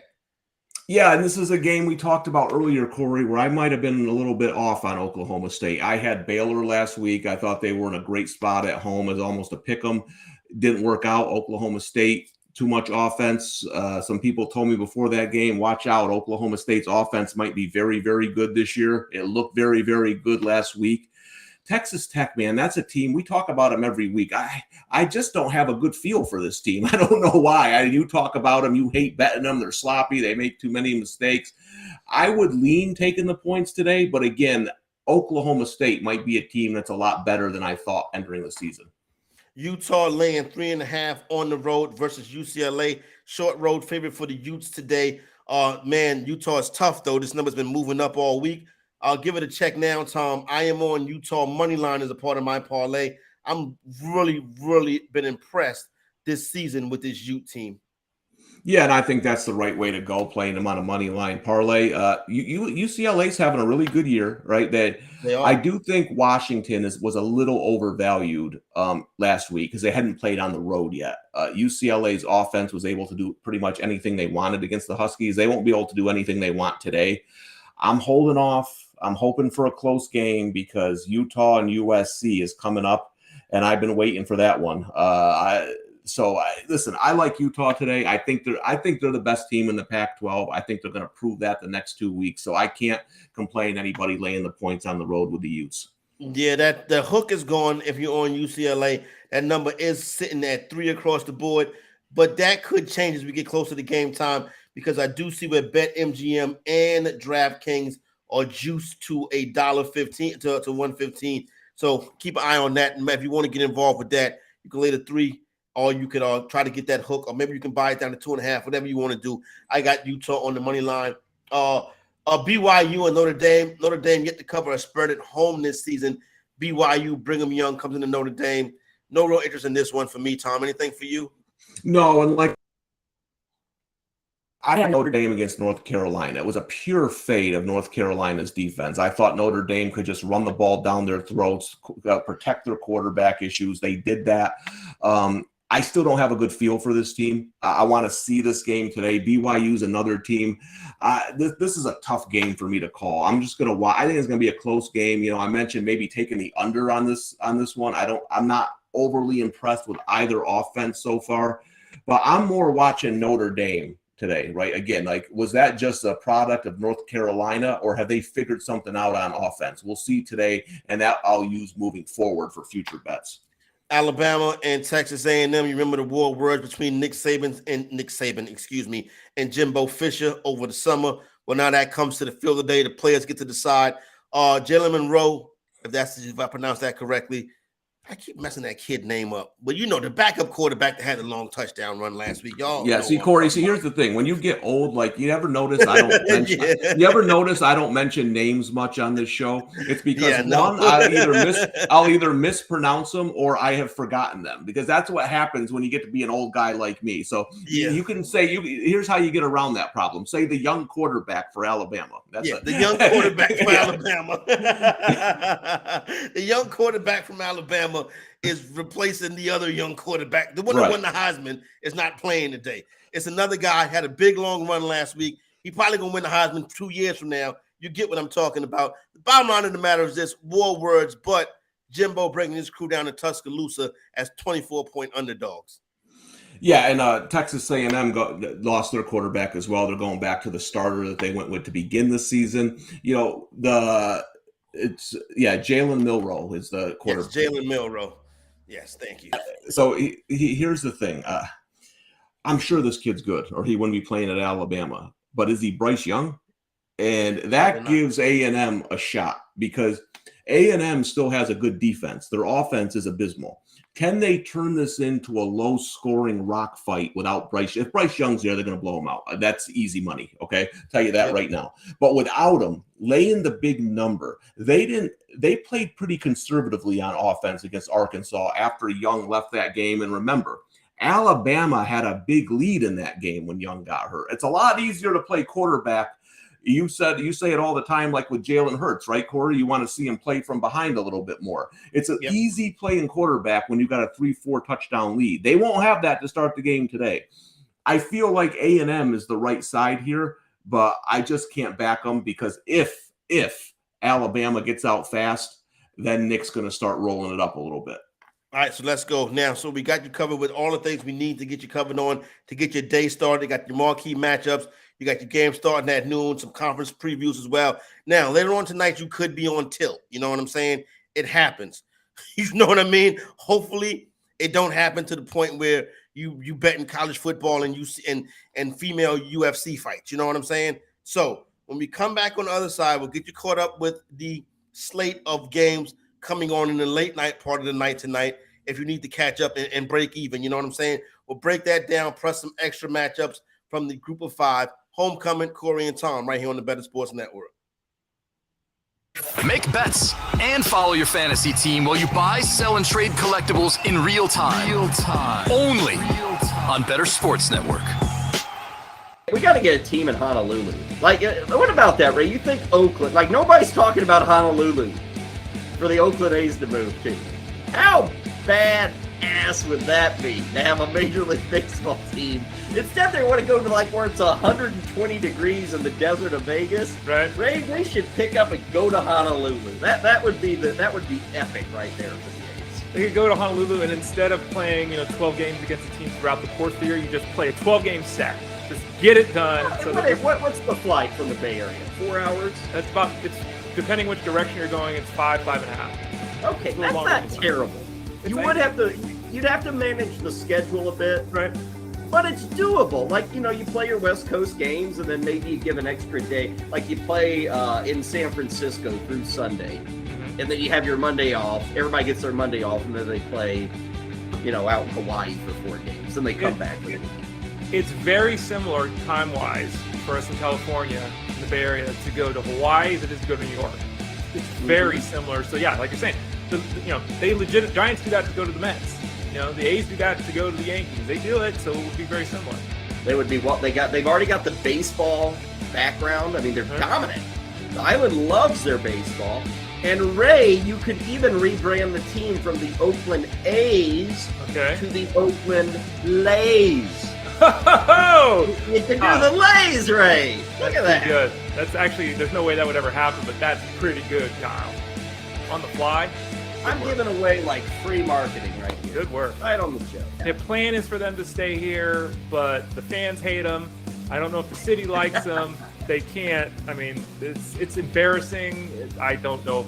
The plan There's is a lot of land in Hawaii. Just think about the views, Ray, of the Pacific. It would put your crap ballpark in San Francisco to shame.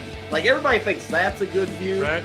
It'd have like waterfalls and real palm trees and the Pacific Ocean people they twirling would make- fire in the seventh They inning would make stretch. the Giants Park look like, the vet in Philly. It would look that awful if they moved to Hawaii. And then you go to your flip flops or shorts. They serve Mai Tais. They give lays away. Or, the first 5,000 fans, whatever. Well, everybody in the chat room loves it. Every time I get a compliment, I don't bring it up on the show. Oh, okay, sorry. I don't want to be that guy. Call, chat, enter contests in real time. It's Sports Talk 3.0 with Bettor Sports.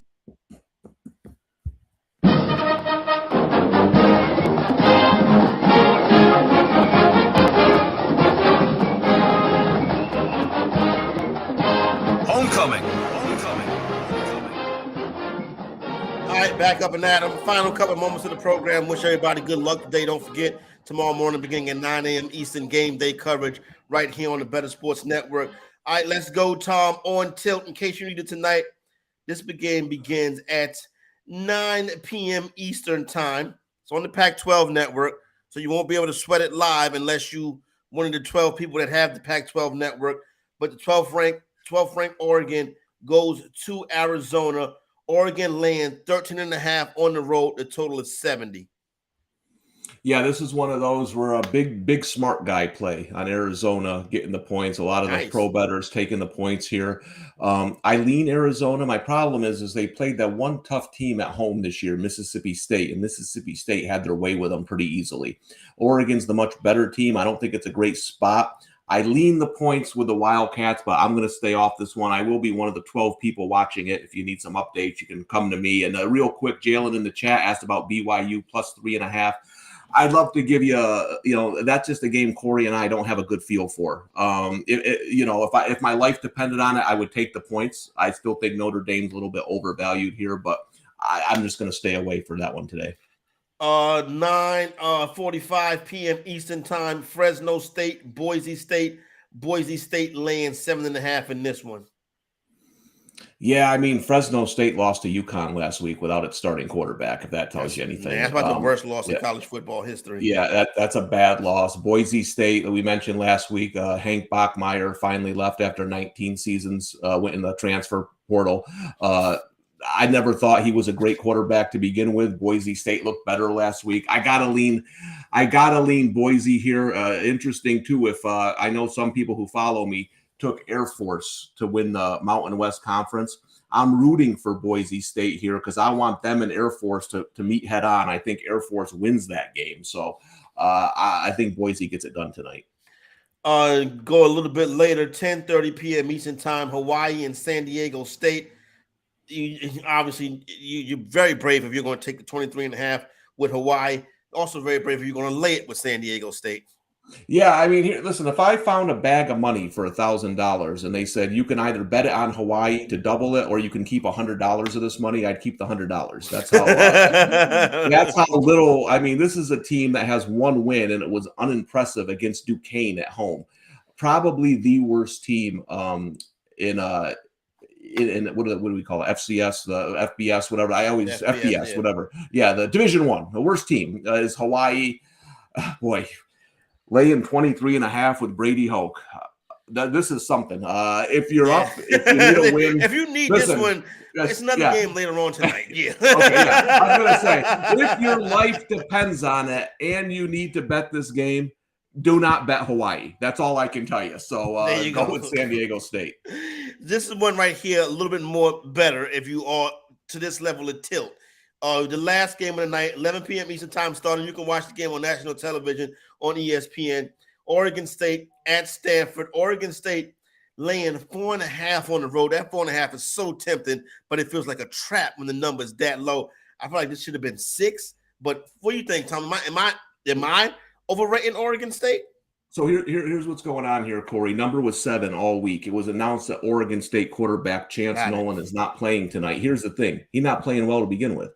They beat USC for fun if he just has an average game. He played miserably in that game. He came back against Utah, did not play well. I don't know if it's that big of a drop-off. We talked about Will, listen, you go from Will Levis to whoever's behind him. From Bryce Young to whoever's behind him. I don't know if there's a huge drop-off here for Oregon State. Now, 2 tough games in a row they played against USC and Utah. did not come up with a win in either one of those. What do they have left for this game against Stanford? I think Stanford stinks. I know technically it's the right side, but you didn't get 7. Now it's down to 4.5. I'd go Oregon State or nothing if you need a bailout. Oregon State, if you need that late night bailout, if you're on tilt, you heard it right here on Homecoming. Tom, right quick, rapid fire. Toledo, Northern Illinois, Toledo laying 5.5. I lean Toledo. Kent State and Miami, Kent State laying 5. Yeah, I think Kent State's going to be the team that wins that MAC conference. So on the road, laying points, I don't love it, but I think Kent State's the best team in the conference. I think you can get to that 5-1 maybe if you want to tail that. I think I saw that just this morning. I could be off on that, but I know it's a good number with Kent State. Air Force laying 10.5 versus Utah State. Utah State, we keep being in these crazy spots, but here they go again. Yeah, and I don't know if this is going to be a team that can stop the option. Listen, we talked about Army, right? We talked about Navy getting points. Don't love laying double digits with Air Force, but I think they kind of do whatever they want offensively tonight. Southern Miss and Troy. Troy, a 6.5-point home favorite. Yeah, Southern Miss been killing it against the spread. One of the best teams in the country against the spread this year. I'm going to go with them to keep that up. I think this is a closer game than the number suggests. Middle Tennessee, Alabama, Birmingham at home, laying 9.5. Yeah, I almost took Middle Tennessee here when the number opened at 10. I think they keep it close. I thought their last game, they lost to UTSA coming off the Miami win, but they actually played pretty well in that game. So I think they can keep this game within 10.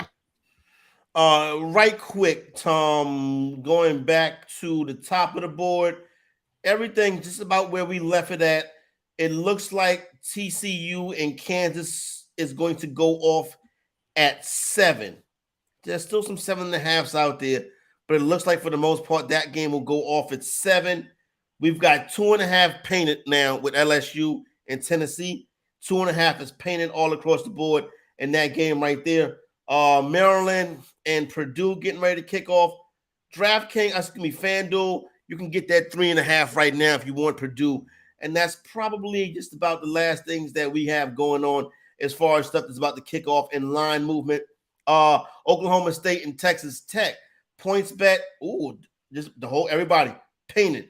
Oklahoma State now 10 points favorites, painted across the board. Oklahoma State laying 10.